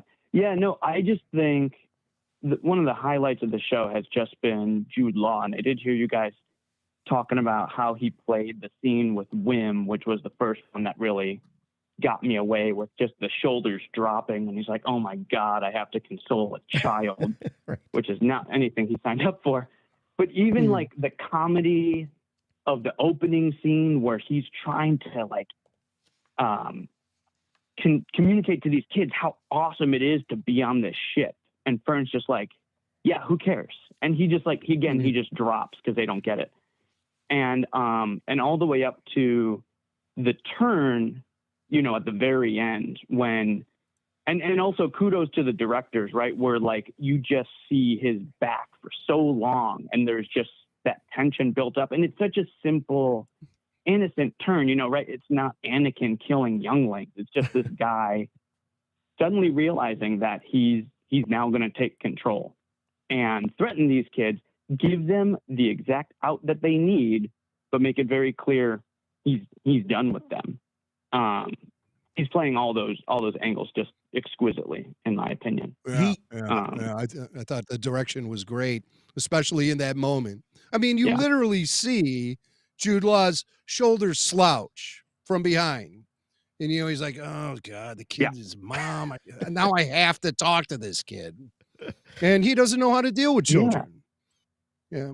We've heard Jude Law say that in interviews, too, to promote this show, is that his character is stuck with these kids and he doesn't really know what to make of kids because he didn't really have a solid childhood himself. Jod, not Jude. Yeah. Don't confuse Jod with Jude. Yeah. There's Jude is Jude and Jod is Jod. Right. And Jude plays Jod, but Jod is not Jude. Yep. But Jod is also Silvo, and Silvo is also Dustin, and Dustin here is we also go. all those other names. Yeah, all right. We knew someone would keep track of all the names. Well, let me ask you, Curtis, I want to ask you. So you talked about the actor playing all of these angles really, really well and convincingly, and I completely agree. Max seems to think that it is to be taken at face value. This isn't theatrics. This isn't a smokescreen. This is about greed and him wanting to secure the treasure. What do you think? Do you think that you agree with Mac, or do you feel that there is still an altruistic reason for why he's going through this, making the kids believe that he is a bad guy now? Part of me wanted to believe that, he was, I think the command he gave to 33 was, take this lot prisoner under, intent for mutiny against their captain or whatever. Because I still, part of me was like, well, he needs them for when he gets to the planet as a sign of goodwill. Hey, I brought your kids back or something. Because it's not like he has an army. Yeah. But with that last scene with the lightsaber, I think, I go back to the scene in the third episode when they're on the moon and he just wants to get on the ship. And they're like, no, not until you tell us who you are, which I know he never had that. Let me tell you my story scene. But anyway, that moment when he's like, can we just get on the ship and then I'll tell you what you want to know? And they make him promise whatever. And he looks at 33, who like fires that little torch up, like to show that he'll take him out if he needs to. Yeah. And I thought that was him being like, you son of a gun, I saved your butt from that droid room, and now you're like the bane of my existence. But I wonder if that was him wondering in that moment, knowing he had that card to play, that he could have challenged Fern there and wanting to, but realizing he still kind of needed these kids to get to where he's going. And in the moment in this episode, in the treasure room, he realized he has everything he needs. He no longer needs these kids. He's not going to hurt them, but he's not going to get bossed around by them anymore either. And I think that was a genuine moment, but I think the moment he had with Whim was genuine too. And he's been a pirate for so long that his pirate instincts kicked in the moment when he took over, but kind of like a Captain Jack Sparrow kind of character arc. You know, he's going to get a certain distance away and be like, something I'm not used to does feel bad about what I've done. So he could be both things. It's not that he's all bad. He's not all good. He's both things. He has the capacity for both. But what's going to be what's going to be the ultimate call for him is he's a pirate and it's treasure.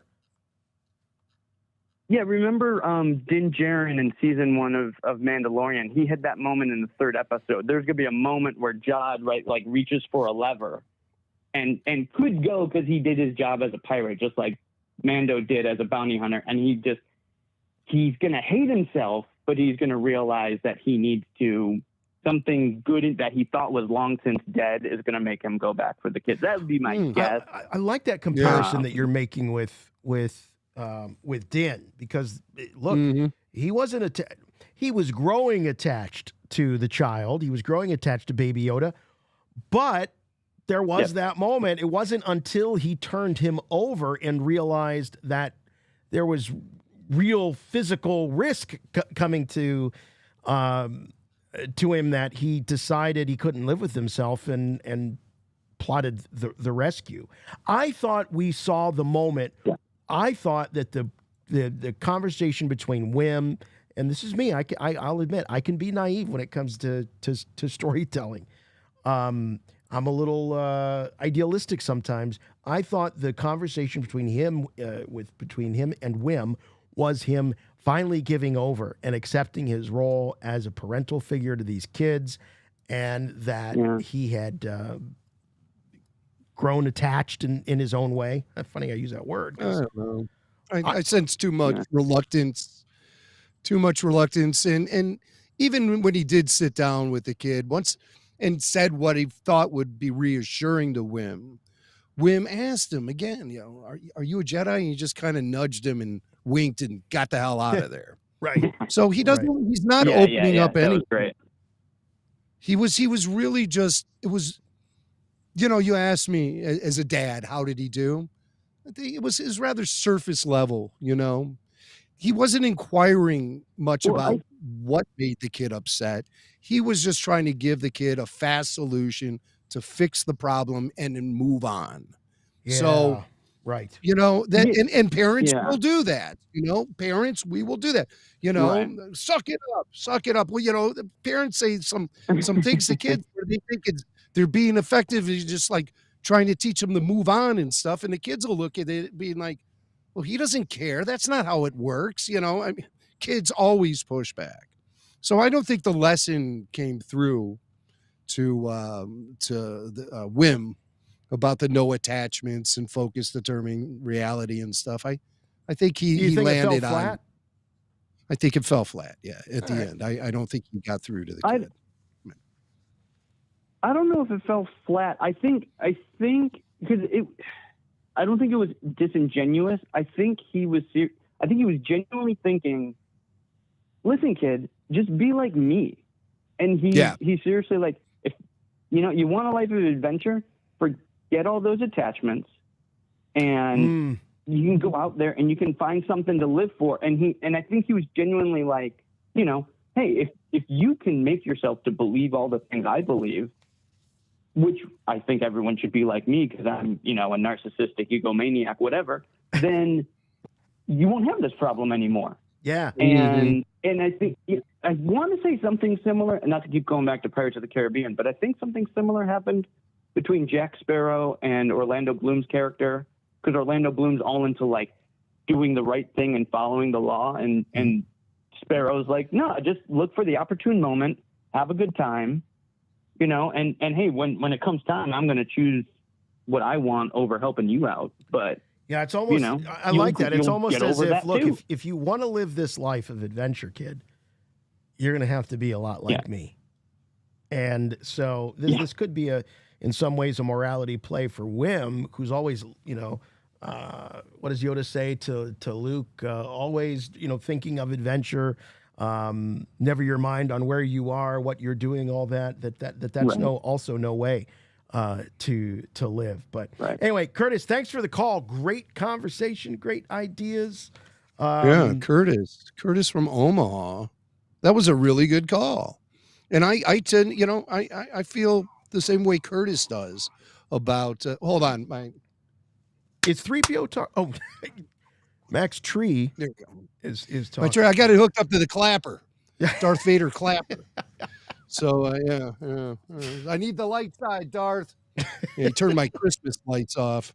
But I really like what Curtis was saying there, as he was giving us his breakdown of Jod. Not necessarily bad guy, not necessarily a good guy, but he's just a guy trying to work his way through the situation. The kids have become a hindrance to him, and he wants to isolate that issue and not necessarily harm them, but restrict them, get them out of the way. Yep. Yeah. Because this isn't kiddie time anymore. He's got the coordinates. He knows where they are. He knows that real treasure is on the way. And even though he dispatched, Jim, it looks like R.I.P. Urkel, Star Wars Urkel, and the other ones, there was a whole lineup of characters that got, maybe some of our callers will want to talk about the booby traps. But I don't think Old Pocket made it out of there. The Urkel character didn't make it out of there. This is the group that was on the other side of that door. We lost Meat. We lost Gunther. Oh, no. Because we hear Gunther yelling, Silvo! When acid gets spilled into the pool off screen. We hear Gunther yell that. I still think this dude in the middle is Kanji Club. I'm telling you, this guy's Kanji He does have Kanji Club vibes. He definitely does. But I think we lost good old space Urkel Gunther. Yeah. Unless he does yell, like I said, he does yell Silvo, and then we don't hear anything else. So well, he yells Silvo to like, come out, Silvo, we got you. We're behind the door. And then he's able to, once he's controlling SM-33 sort of resets the booby traps, one of them being that acid pit. Yeah, but you hear him yell Silvo then. Oh, is that when you hear him? Oh, so it could be. Well, twice. You hear him yell it twice. You see him yell it, and then you hear him yell it once they dump the acid in. So he says it 2 different times. Once when he's pursuing them, and once as the acid fills up the pool. I'm assuming that is the last word that we'll ever hear from Space Urkel. But you never know. Maybe he wasn't in the pit yet, and he was standing on the side and saw it fill up with acid, yelled Silvo, and turned around and ran back to the ship. I have fingers crossed that Space Urkel lives. But I that's a hashtag, folks. That's a hashtag right there. I really think he's dead. I do want to say one thing about that pool of acid and how they got it to drain in the first place. When Jod throws the credit in and the acid drained out, because what it said on the ceiling in Arabesh, all who enter paradise must make the greatest sacrifice. The greatest sacrifice in the case of Renard is any treasure. It's not life, it's treasure. Right. So they throw the credit in. And I was just thinking, it's like making a wish and throwing a penny into the fountain. It was sort of like that because the wish came true. and they were That's then right. exposed to what they were looking for, along Just like with at the mall in lightsabers the and other 80s, we would throw the change in the Who didn't do that fountains. at the mall in the 80s, you know? And so that's just how I likened it to yeah. making a wish on a penny and throwing it in the fountain. But, also that was a way to sort of draw out the stark difference between the hearts of the kids who believe that life is the most precious thing and the heart of a pirate, which is the booty, the bounty, the treasure. Someone I know that's never thrown anything into a pool or a fountain at the mall is our next caller. And I'm talking 80s. about, in the 80s at least, that's be Blake. Time for Blake's Take. Kid Blake on the line with us. Hey, How you doing? Hey, Chut. Chut. Chut.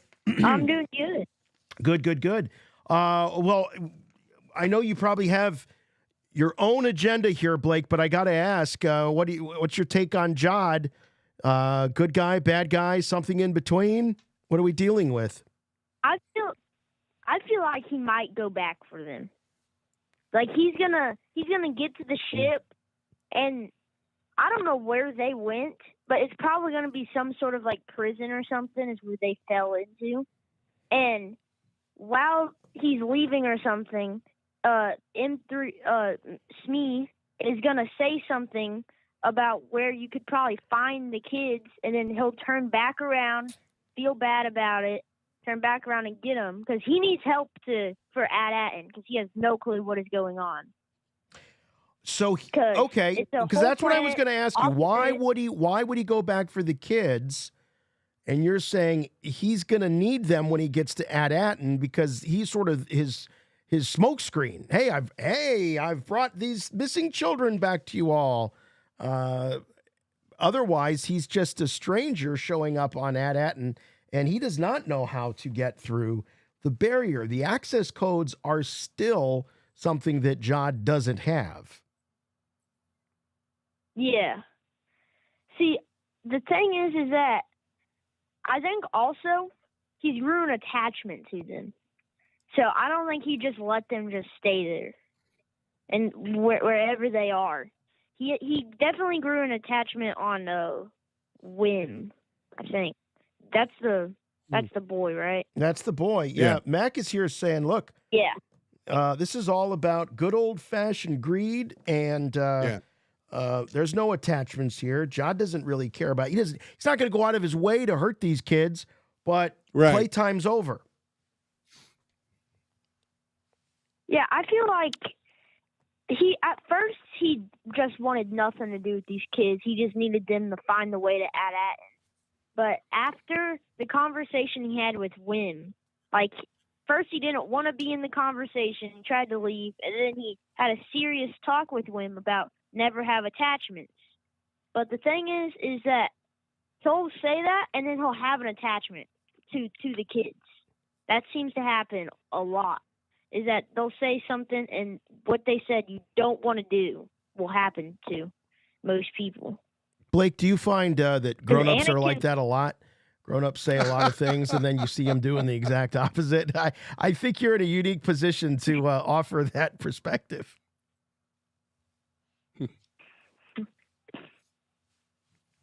Oh, he's pleading the fifth. Or yeah, right. Yeah, no response to that. He still answers to adults, so he doesn't want to. He doesn't want to, let that opinion be known. So you're not giving up on him, Blake. It sounds like you think that he's going to do another about face, and it's going to be relatively soon. You think as soon as he gets back to the ship, or even before then? Well, I feel like he'll make it to the ship, and he might. I think the pirates who were going after them, there may still be a couple of them left alive. And so it's going to be like a battle, which would be really cool. In like above the planet, like basically in the planet atmosphere.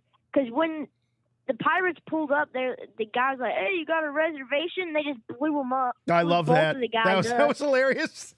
Yeah, as soon as they opened the comms. Like my favorite. Yeah. You have a reservation here. Just blew him up.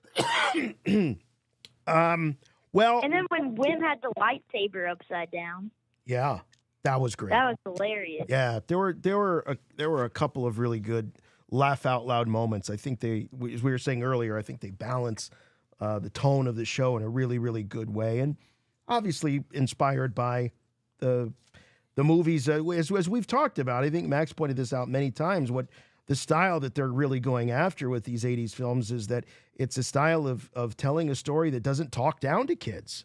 It's treating kids like adults in some ways, that they're able to handle this type of story or this type of adventure. So any guesses as to where it's going, Blake, over the next 3 episodes? Well, I think I know who the pirate might be. I'm like who the main one is. Okay, are you talking about the hollow because I've got some screen captures here because I was trying to crack this code because you don't get a clear view in the hollow message of the pirate, but there are some visual clues. I'm going to point out some things here real quick. So for those that are just listening via audio podcast, we definitely see sort of a ghosty like face. I'm seeing right here the makings of a hat or parts of a hat. I'm seeing some eyes. I'm seeing a mouth here. Definitely see an arm. There's nothing that really gives it away too much. It is very ghost-like, even though it's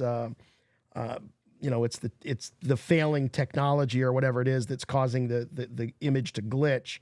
There's another shot here where you can really see the top of the hat of the character in the chair. It's a seated character. And this is another shot where you can kind of see a face or elements of a face. I kept thinking at the time, is this a reveal of a character that we're going to recognize?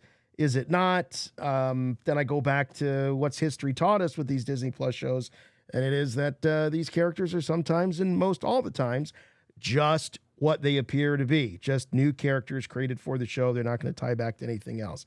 So, Blake, what is your take on what we might be looking at here through these images? I think that it is a weak way. Like, so from the throne, like if you look at the throne, it's got the bottom things, and it's got the exact shape of one. Like it's got the head of it. It's like he's sitting on a throne made for a weak way. Well, we've got some decorative skulls here on the sides. It's the hollow image of a character seated. So you're thinking weak way. Okay. So a familiar design of a character, but not necessarily a familiar character. Yeah, see, at first I thought it was Hondo, but then I was like, it does not sound like Hondo. That's not Hondo. It was Captain Renard. I mean, they make that very clear. Well, we know it's Captain Renard, but we're trying to get an idea of what he looks like, and because there's got to be a reason why he's obscuring his face here.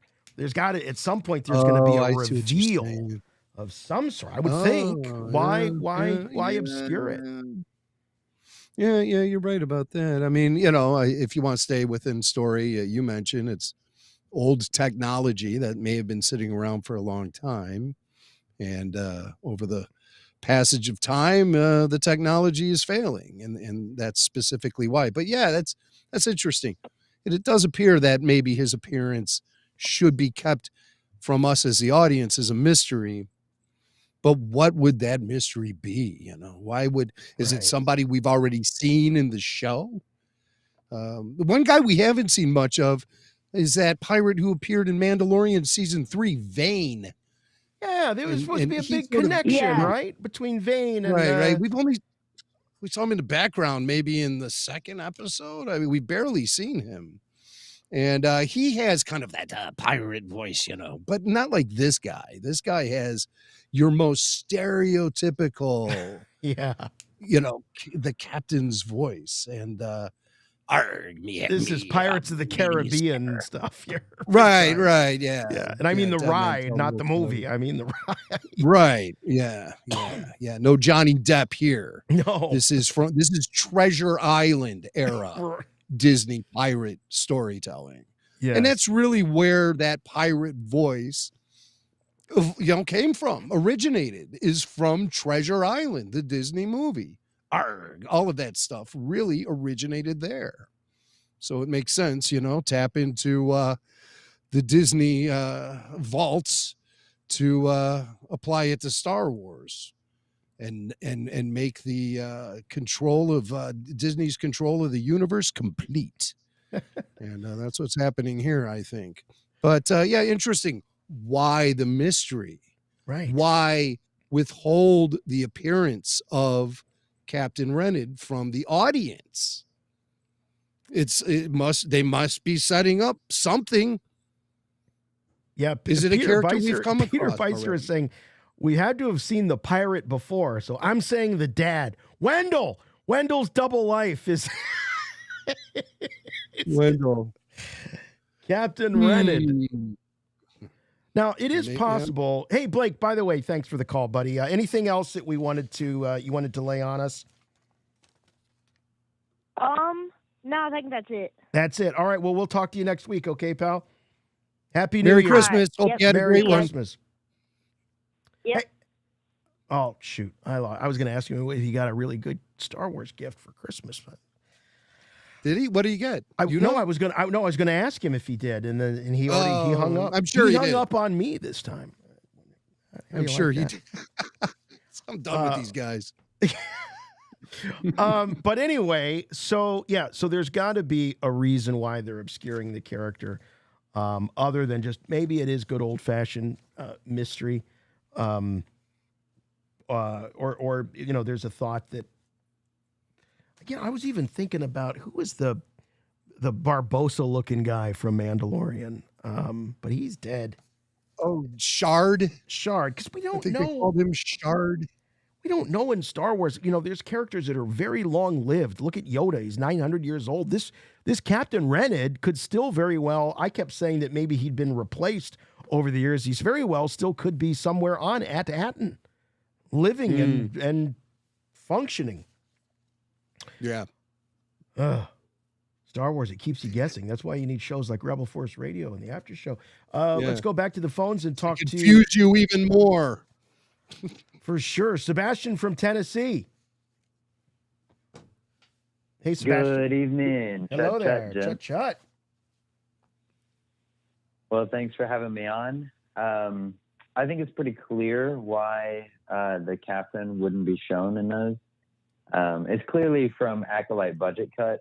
You just can't finish the animation, given all the Acolyte sucked up all the money, is what you're saying, and they couldn't finish the effect here of the pirate of Captain Renard. Oh, that's a shame. Skip that part. That's a real shame. No, I'm just playing with you. As a first-time caller, I have to gush a little bit and say appreciate you guys a bunch, and your analyses are always on point. So much so that I have to keep myself a few after shows behind, typically, so that I don't get jumped to the end, because you guys, Jason, Jimmy, are always on it. Even Curtis and Blake killing it tonight. Wow. Okay. So you like to stay behind so that we don't ruin too much of it with our theories. Speculation. No, I wouldn't say ruin it. But with that, I have a comment about what you were saying earlier, Jason, about Renard being the supervisor.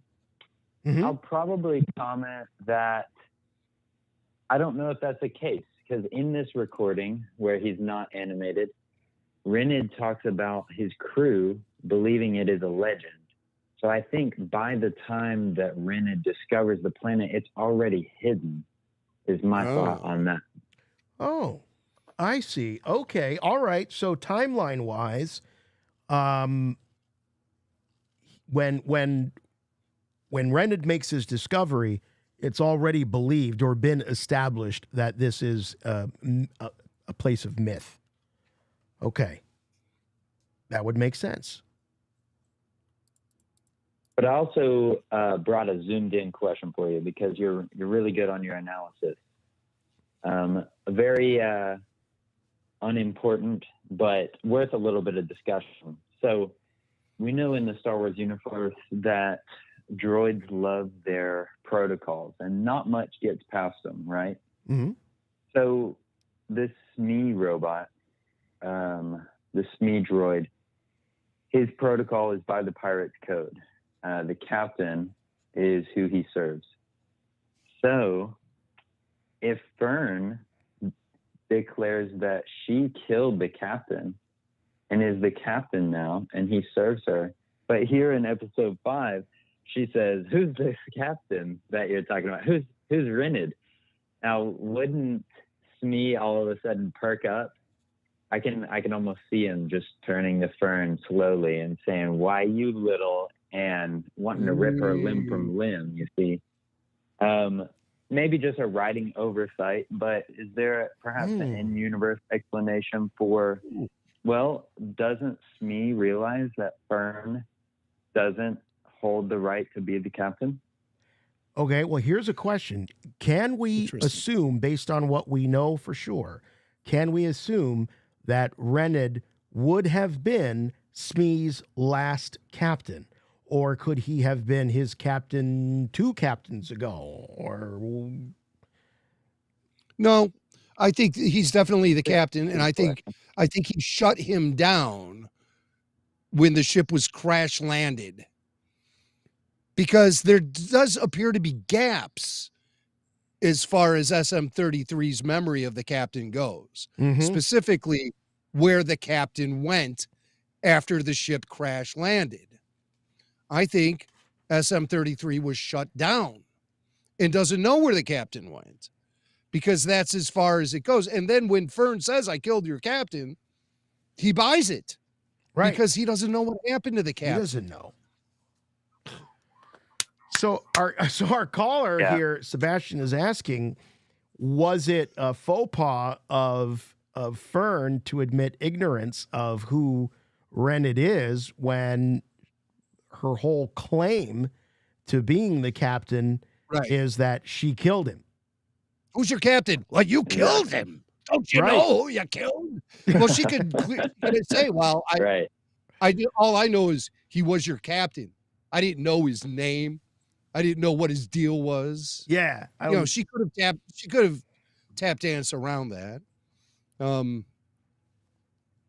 So that's the best I got as far as that goes. I couldn't tell you about ancient pirate droid protocols and how they operate in that. I mean, you're absolutely right when you say that droids stick with their programming, and it defines who they are and how they respond. That's why I have to believe 33 was shut down just prior to the crash landing. And that's as far as his memory goes. And I don't think there were any other captains who had control of him. It was just the ship crash landed. Fern claimed she killed the captain.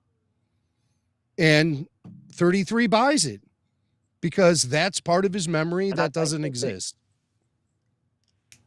I'd like to think that whatever Smee's hand was on, I remember his hand was on some lever.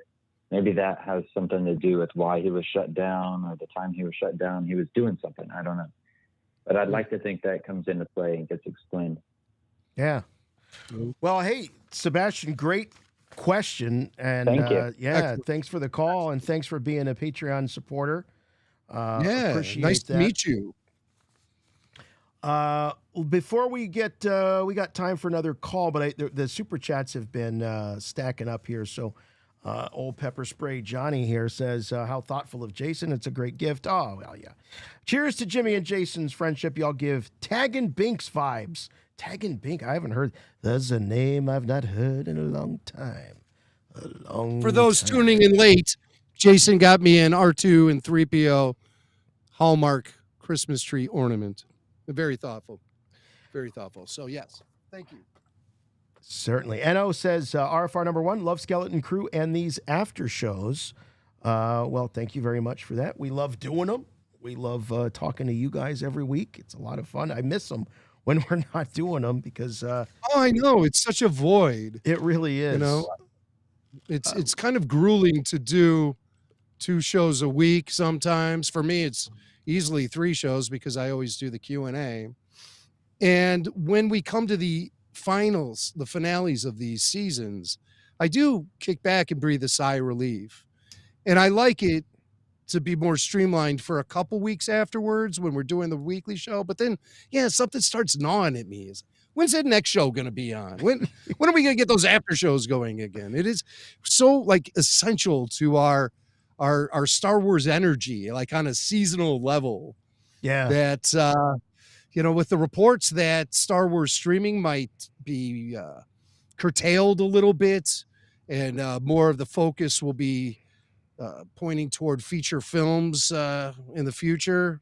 I hope if that is the case, we get at least 1 film a year, just because I don't want to go through a whole year of no new Star Wars content. At least give us an animated series or something if you're going to pull back on the live action streaming shows, Disney. Right. And what's up with animation? It's just, what's going on? Has anyone heard from Star Wars animation? Like there's tumbleweeds coming down the hallway here. We need to know what's up. What are you guys going to do? And no, anime spin-offs don't count. And no, short story anthologies don't count. We want full seasons of full episodes that tell a fully fleshed out story of Star Wars animation. So get on that.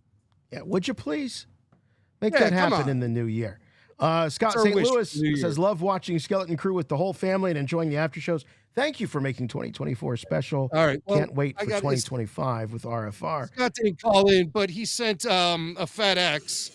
And this is Scott, of course, is the chairman of the Barf, the Boston area Rebel Force fans. Oh, look at this.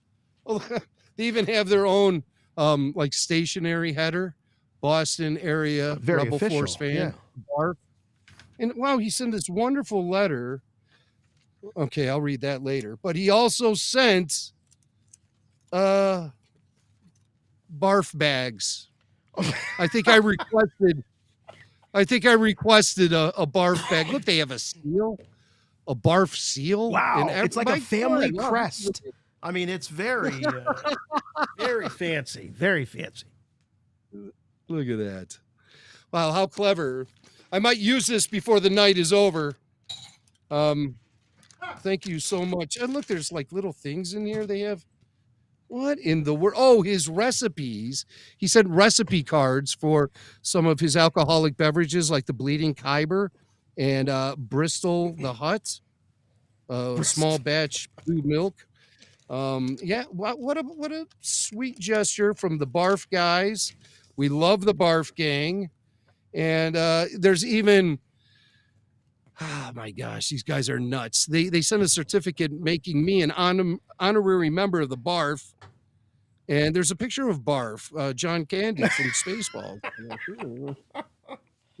Good old John Candy. God, I love that guy. But, you know, you guys are really wonderful people and great supporters of Rebel Force Radio. We love you. I love talking to Scott St. Louis on the RFR after shows or the RFR Q&A shows. He's co-hosted with me. This is really the season, man. I am feeling spoiled rotten between Jason's gift and the Barf bags. Believe me, I'll probably I'll get more use out of the Barf bags than I actually do the Christmas tree ornament, because I can only use that once a year. The Barf bags.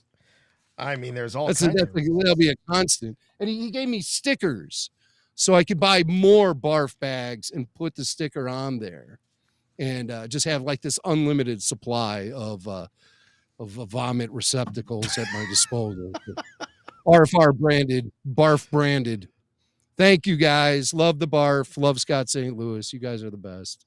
Tanya back, concubines, pleasure ships, and buffets. Oh my.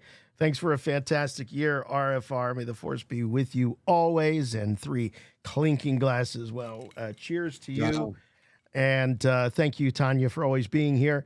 And yeah, there was definitely a lot of, what I would say earthbound vernacular and vocabulary in this episode and in this series in general. I'm really trying to be a little less, as I said earlier, a little less precious about some of those things and just accept that Star Wars was always meant to be, to some degree, a reflection of our own world. And I don't mean bringing in real world political stuff. What I'm saying is that there are certain things that storytellers need the freedom to be able to utilize. And language is a tough one, especially when you're working towards, look, I think George Lucas is an absolute genius. I think he knew exactly what he's doing. He knew how to pick his collaborators, and he created a world that few could ever even imagine. So I don't think that it's always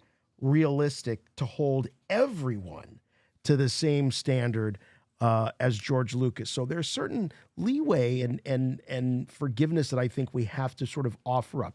It's a fine line, but when it comes to the vocabulary, that is something that I've been a stickler on. You could say that it's sort of my buttons and zippers for Paul Bateman.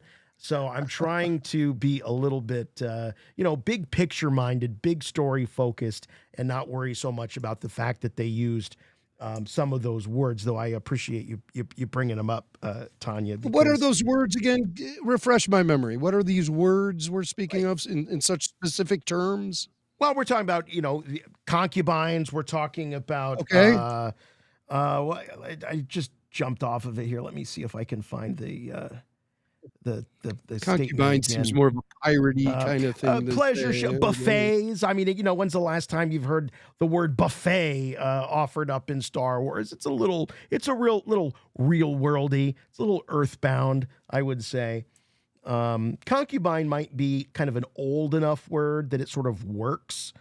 But there's also a lot of things, a lot of ideas and concepts in Star Wars that we talk about off screen, but is never mentioned on screen.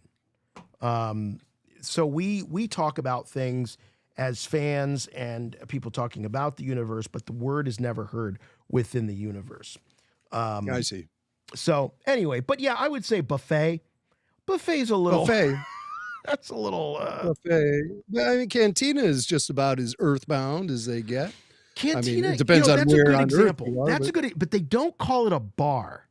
They call it a cantina because a cantina's got a little bit of exotic quality to the word because it's to a us Spanish in America, word. definitely. Yeah, right? Us English speaking folk. That's a great, yes, absolutely. But if you're a Spanish speaker, a native Spanish speaker, they're just calling it the bar. So it's a very different experience. Instead of buffet, maybe call it a smorgasbord or something. Yes, something, right? But again, I think a lot of that was the genius of George, the genius of the collaborators. He did know how to take a common concept or idea and just give it that little bit of exotic quality to it. Yeah, some of it is very U.S. centric, but Star Wars is from the United States. I mean, it's just the way it is. George is an American, and he's writing from the perspective of an American, that's for sure. Turtle Wars, always so generous, not just with his time, but with his dough and his turtles. Astromech in this episode, finally. Was there an astromech in this? I did not see it. Where was the on the landing platform? On the landing platform. I assume the astromech was accompanying the hotel, the hotel, what did they call her? Like the hotel welcoming woman committee, the concierge, the hotel woman. The concierge. You remember they were out on the landing platform. Yeah. And there was an astromech out there. Okay. Oh, you can't see it. It was more toward like the ship ramp. You'll see it. And I don't know if it was the same sequence with Jod or it was when the pirates arrived. Yeah. Did you notice that the security on the spa planet resembled the royal, not royal, what did they call them? The ceremonial guards on Yavin For sure. when they do the reward ceremony.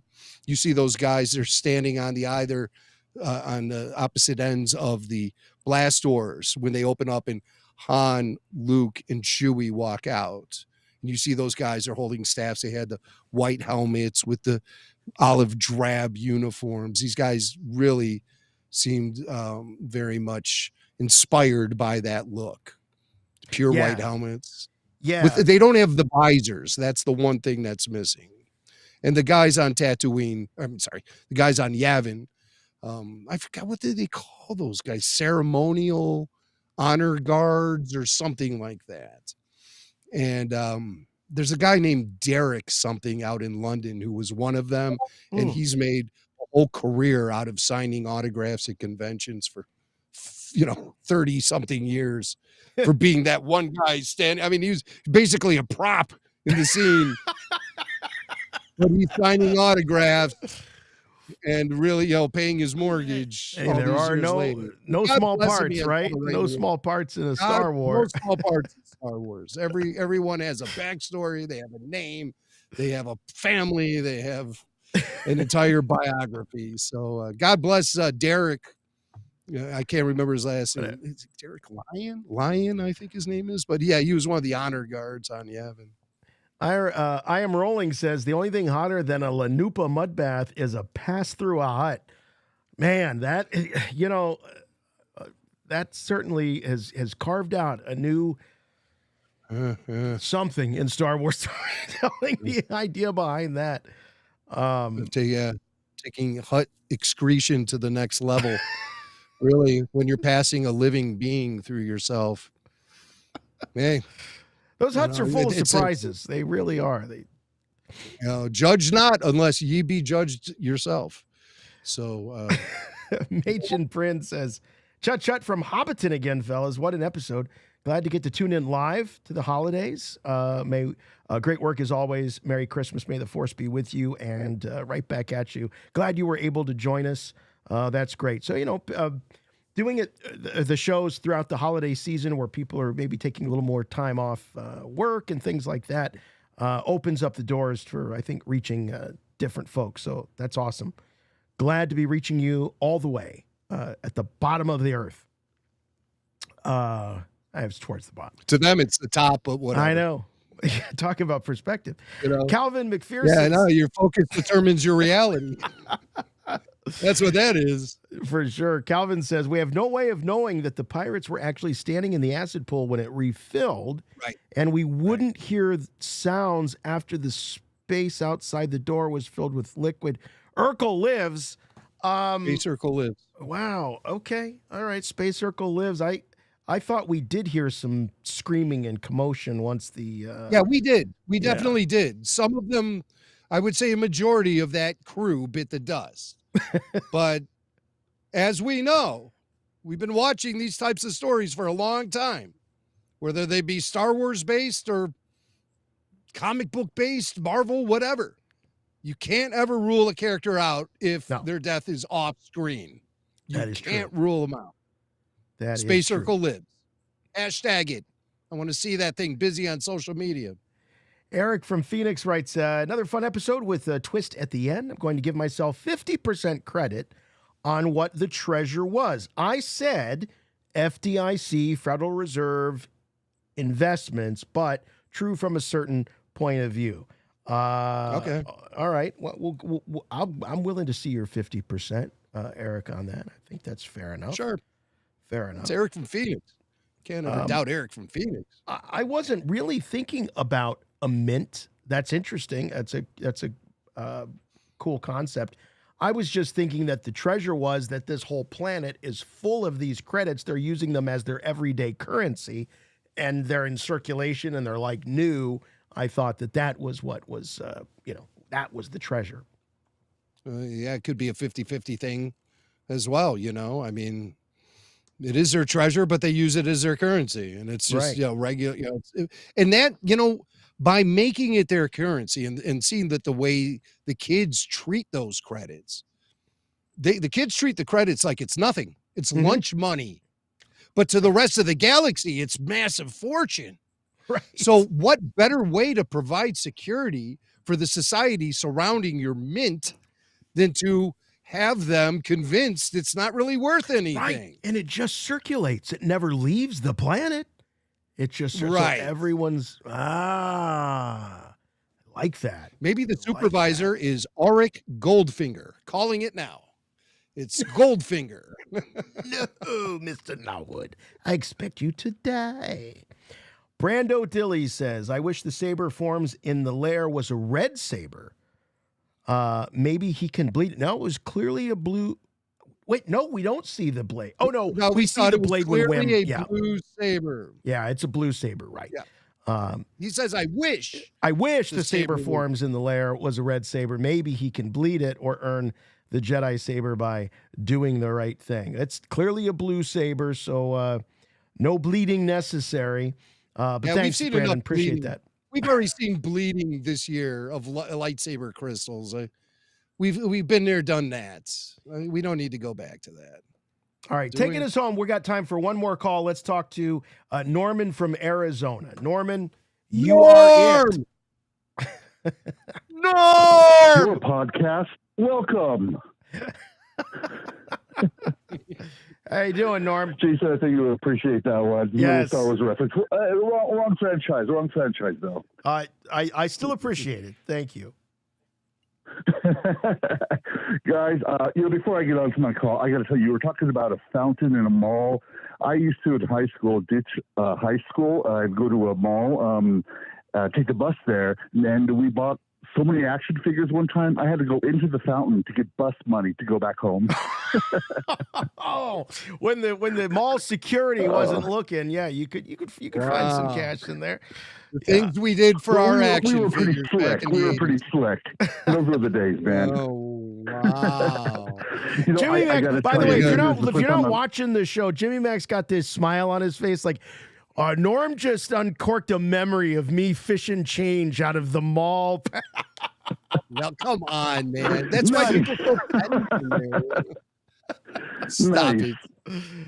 Maybe someday Stop we could, if I ever get to one of your events and I could sit there and buy you guys a drink or three, we can crack all these stories open, you know, and all that. Absolutely. Yeah. You could just throw But, hey, pennies at us. We'll be happy. Well, inflation, maybe quarters now, so we can go to the Ghost Arcade, No, Yeah, right. I gotta say, this is the first time I've called. Been a big fan for years. I am falling in love with this show. No, I think I've fallen in love with this show. I've been very critical of Disney Star Wars, but this one really hit all the right vibes. It's a little heavy-handed with the pirate theme and how it's so closely associated with, Earth's pirate theme. But just like love covers over a multitude of sins, good writing, you can forgive little story, things that, are exaggerated a little bit. I love this show. It is so well written. There's no character that I dislike. The kids are phenomenal. Jude Law is fantastic. Every character. Yeah, I just absolutely love this show. I do too. I think I agree. It sounds like gushing. I mean, look, what we do here on the after show is pick it apart and pull it apart and examine it and all of that. But it is one of the most just enjoyable, carefree kind of experiences that I've had watching Disney Plus. Now, that doesn't mean I haven't enjoyed other things, but one of the things we talked about when this show first started was the weight of the lore and the mythology and the canon seems to be lessened with this show, which gives us, guys that are commenting about the show, a little more room to have fun and make it a little less homeworky, I guess. It doesn't feel like homework. Exactly, where I go, oh my yeah. God, I'm afraid of missing this one line or this one background character because it's steeped in this mythology to where there was a, passing reference to it in a comic book 40 years ago. Like, it doesn't have that kind of weight to it. Not that I don't like that, but boy, it gets a little, man, You know, it gets But a little yet tiring. it feels The story is very firmly meaty to me steeped in still. the It's- Star it's- Wars universe. Yeah. Oh no, it's got a lot of meat to it. It's the story's very engrossing. You know, the only thing going into it is when I saw the Earth type environment on at Aton. You know, I was like, that's a little too close to home and all that. But how they wrote the story is it's a self-contained world. So that's almost plausible. Who knows? Maybe because it's a long time ago in a galaxy far away, somebody from At Aton will go across the galaxy, you know, into the early 1900s and, you know, into Southern California. And that's why, you know, it looks so much. No. I have a great idea, though, that I want to pass on to you guys is the Supervisor. I think it's a droid. No, Jimmy, I think you probably remember the original the newspaper, the comic strip, Star Wars. Do you remember how that started? Yeah. The very first. Yes, 3PO has access to this master computer that knows everything about anything that happened in the Star Wars universe. Is that right? I remember it correctly. Yes. That's the one. Now, I don't. You may remember it better than I did, but you know, I was thinking one time. I'm like, wouldn't it be cool at the end of this series, R2 and 3PO, because it's such an isolated. I don't know about the treasure, about the captain, all that. The story will reveal all that.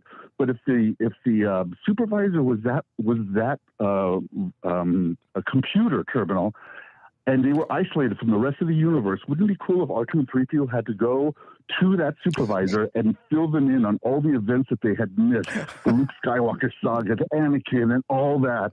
And that is how because this show has a lot of subtle tie-ins to, and Jason said that it's not heavy on the lore, but it's got so many subtle callbacks.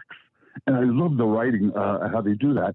Wouldn't it be cool if at the very end, this is implausible, but I like to play with ideas. It'd be really cool if they actually put that in at the very end. 3PO and R2, it's guest parents telling the story of Luke Skywalker and the Empire and the rebellion and all that. I thought that would have been a kind of a cool idea. I don't want to share that with I love the idea. I love the idea. I really do. And the show is so good.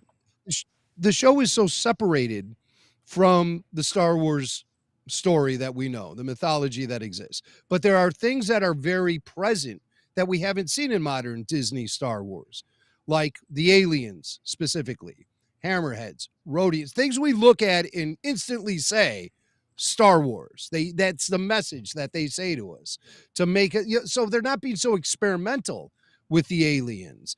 They're not presenting us fresh, different aliens we've never seen before, because the whole story itself is separated from the Star Wars galaxy that's known. So they're presenting us with these aliens that we recognize right away as being purely Star Wars. And that's an important thing to make it connect to the big Star Wars mythology, because thus far, everything hasn't really connected in that way. Then you throw in other little tidbits like a lightsaber making an appearance in this episode, or just Jude and his casual usage of the Force. These little touchstones that we have that make sure the audience is firmly connected to Star Wars, even though the story is something different and fresh and outside the universe. And that's very important, I think. Exactly. Those are very important things. So then give us a big payoff at the end with R2 and 3PO coming in to get everyone up to speed on what's going down. It's a wild idea, but I like your method of thinking about this.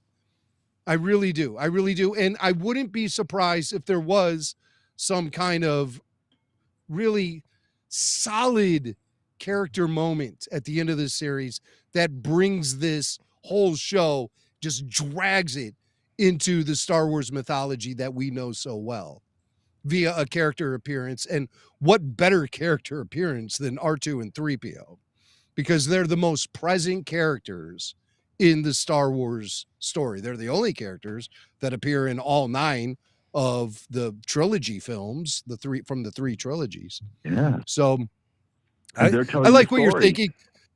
I like what you're thinking. I think there's as good a chance of something like that happening as anything, even despite the denials from the showrunners and the creatives saying, no, don't look for any big character moments. This is so distant from the Star Wars story we know. This is its own thing, etc., yada, yada, yada. But at the very end, I'm kind of similar to how Yoda showed up at the end of The Acolyte, just something to anchor it to the story we know. I would almost say that Yoda at the end of The Acolyte serves a very similar purpose as to what you are talking about right here and now. Yeah, cool, good. Glad you like the idea too. Love it, Yeah. love it. Hey, Norm, thanks so much. Thanks for wrapping it up for us. Always great to end on a really good call, and you delivered. Thank you very, very much. We do have one more super chat right here. Pepper Spray Johnny comes back with the real treasurer is the space Urkels we met along the way. Oh, could that be the real treasurer? The space Urkels. There are other Urkels in space? Other than Jaleel White, there are other space Urkels? Jim, don't you remember the late 70s, early 80s? Urkels in space. We tuned in every week to hear the adventures of Urkels in space. No, my cable provider didn't have that show. So I never was able to tune in, unfortunately. I'm sure I missed some great stuff along the way. Very really bad. All right, guys. Well, this is going to wrap up our review and our look at episode 5. You have a lot to learn about pirates. Well, I think we all learned a lot about pirates in this episode. We're learning so much about pirates with this whole series, and I think that one of the lasting legacies of this show will be the fact that it very well may have established the pirate faction in a way that we haven't had established in Star Wars before, and now it's one more group that we can rely on to come into play within a Star Wars storytelling. I think it opens up a whole lot of doors for future storytellers, is the pirate code, the pirate faction. And I think it fits Star Wars like a glove. I really do. It's fresh. And that's what Star Wars needs. Isn't that what everyone says? They got to get away from the Skywalkers. They got to get away from Jedi versus Sith. They need some. Well, hey, how about some pirates for you? Think about it. That's right. Definitely provides the pirate techniques. Big thanks to our pal Tyler Page, the official call screener and the program observer here. Tyler, thanks so much for being here, always screening the calls, watching the show. Was there anything that had a lot of great callers tonight? Thanks to you. Tyler, make sure that the best ones get on the air. And but was there anything that we might have missed? Anything that you observed this week on Skeleton Crew that we just didn't get to? A few things that I thought were really cool. That Cthulhu creature. Did you guys talk about him? How did we not talk about Cthulhu? We didn't talk about. Why don't you talk? There was so much in this episode. I'll put up a picture here. Why don't you talk about Cthulhu? Catholicism. Catholics was his name. It looks so weird, but I loved it. It might have been a little shoehorned into the story, but I didn't really care. I'm excited to get big tentacle creatures back. So that's all. Yeah, that's all I got. Yeah. Walrus with tentacles, a giant one at that, and he speaks English. Catholics could be the breakout of this entire series. We might be seeing Catholics, a Star Wars story coming soon.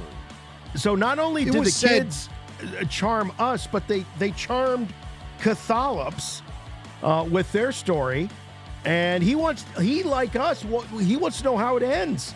He's hoping he can hear and be told the ending of the story.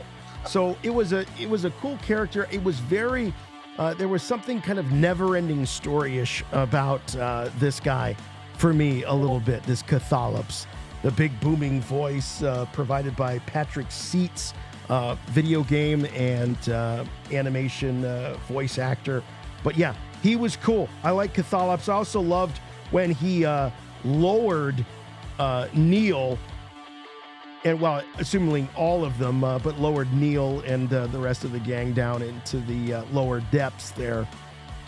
That was very cool. Thanks, Tyler, for bringing that up. I don't know how I missed Catholics. And no one else brought him up either. To Slimo making another appearance. The word Slimo. Yeah. Oh my God. Fans out there. So yeah, pocket. My friend Steve, who I went to see all the prequel films with, I just remember leaving episode 1 the first time we saw it. And we both were just fixated on that the Scroobies Dopot Slamo insult that Anakin threw at Sebulba. And to see it now Anakin said Slamo, I always thought, but they say Slimo. I guess it's just maybe it was Anakin's Tatooine accent that made it sound a certain way. But I that's always been. It's like my favorite, I guess, insult that ever emerged from Star Wars. Call someone a Slamo, and that it's quite satisfying actually. And I've applied that in casual conversation and arguments over the past 25 years since Phantom Menace debuted. So I'm glad you picked up on that, Ty. Yeah. If you thought Nerf Herder was bad, try being called a Slamo. Mm-hmm. How about it? All right, Tyler, anything thanks, else buddy. stand out, Tyler? Just Slamo, that's all you got? That's the only thing that really jumped out at you? Well, Slamo I mean, I and could Catholics. I could talk for 45 minutes about this episode, but I'll I know, do that I out mean- there by myself. He's got his own show going on with the other callers. And we should record that and release that as sort of like an addendum to the after show. But you're doing a great job, Tyler. Everyone loves talking. Yeah, everyone loves calling in. You get them prepped to go on the air in just the best way. And we appreciate you and definitely look forward to hearing more from you in 2025. Yeah, thanks, buddy. Look forward to getting your voice. Appreciate it. Oh, and we should say, 2025, the next after show will be dropping. Yes. We'll be back here doing this live next Wednesday. I know we previously announced we would be doing the Thursdays for this holiday season, but the Skeleton Crew after show is going to be coming at you. The live stream here on YouTube is going to be happening on the 1st, January 1st, next Wednesday. Ring in the new year with Rebel Force Radio and the Skeleton Crew after show, a special New Year's Day after show. Yeah, at the normal time, I believe. Yes. So that's going to be happening next week. We had previously announced we'd be doing it on Thursday the 2nd, but we're going to be definitely doing it on Wednesday the 1st. Same RFR time, same RFR channel, but so mark that on your calendars. We'll float it out there on the social medias just to remind you. We'll we bring want the you guys here. sauerkraut and pork. You bring the bloodshot eyes, and we'll hang out on New Year's Day. Is that an Ohio thing? You guys eat sauerkraut and pork on You've never New heard Year's of this? Day? You've No, never that heard of sounds like sauerkraut and pork on New Year's Day? Never, ever. That never made it to Chicago, that's for sure. Huh. And you know what? We never made it to Chicago? Sauerkraut in general. We don't put it on our hot dogs or Frankfurters, whatever you guys call it out on the East. But there's some pork people and in the chat, they know about sauerkraut and pork. Of course they do. Of course Good they do. luck. I'm not saying you're crazy or anything, Swank. I'm just saying you're from Ohio. All right. Jimmy Mac, final thoughts. This week's show, episode 5. You have much to learn about pirates. I thought it was interesting that the banking clan still exists in this time period. I would have thought the Empire would have done away with them for good. But the banking clan, they had security all over the place. The guys we saw wearing the olive drab with the white helmets, those guys were specifically hired by the banking clan. They're banking clan security. And so the banking clan was there for some economic conference. You could see some of those muns sitting in the hot springs mud bath. I thought it was pretty funny to see those guys come back, but just knowing that the banking clan survived the Empire? I just can't. They survived the Galactic Civil War. They survived the Clone Wars. How do they maintain themselves as a institution? I'm pretty amazed by that, and I thought it was a great tie-in when that one security guard recognized Jod and called him out by his alias, which was Professor Umium Gorlax from Scipio, because Scipio is the planet the banking clan has their headquarters at, or whatever. That's where they're from. I do have all the aliases of Zod. We have, or Jod. We call him Zod like he's Terrence Stamp. He's Jod. We have Captain Silvo, obviously, Crimson Jack, Jodwick Zank, Professor Umium Gorlax, and Dash Zenton. And we still have 3 episodes left, so I'm sure there's going to be a few more aliases for old Jadnod Nawud. I'm led to believe that Jadnod Nawud is his real name. Out of all those aliases, he's actually telling the kids the truth about his real name. So that might say something about the man and his priorities and his morals and where his head's at. At least that's one bit of information he gave the kids, which I believe is the truth. So Jod, man of many names, but I think his real name is Jadnod Nawud. Also, another clue I think we got about KB. She said she can't go to the spa. And they pressed her. They're like, why can't you go there? You worried about corrosion from the steam? She goes, no, it's just gross. And the first time I saw it, I thought she was being totally genuine.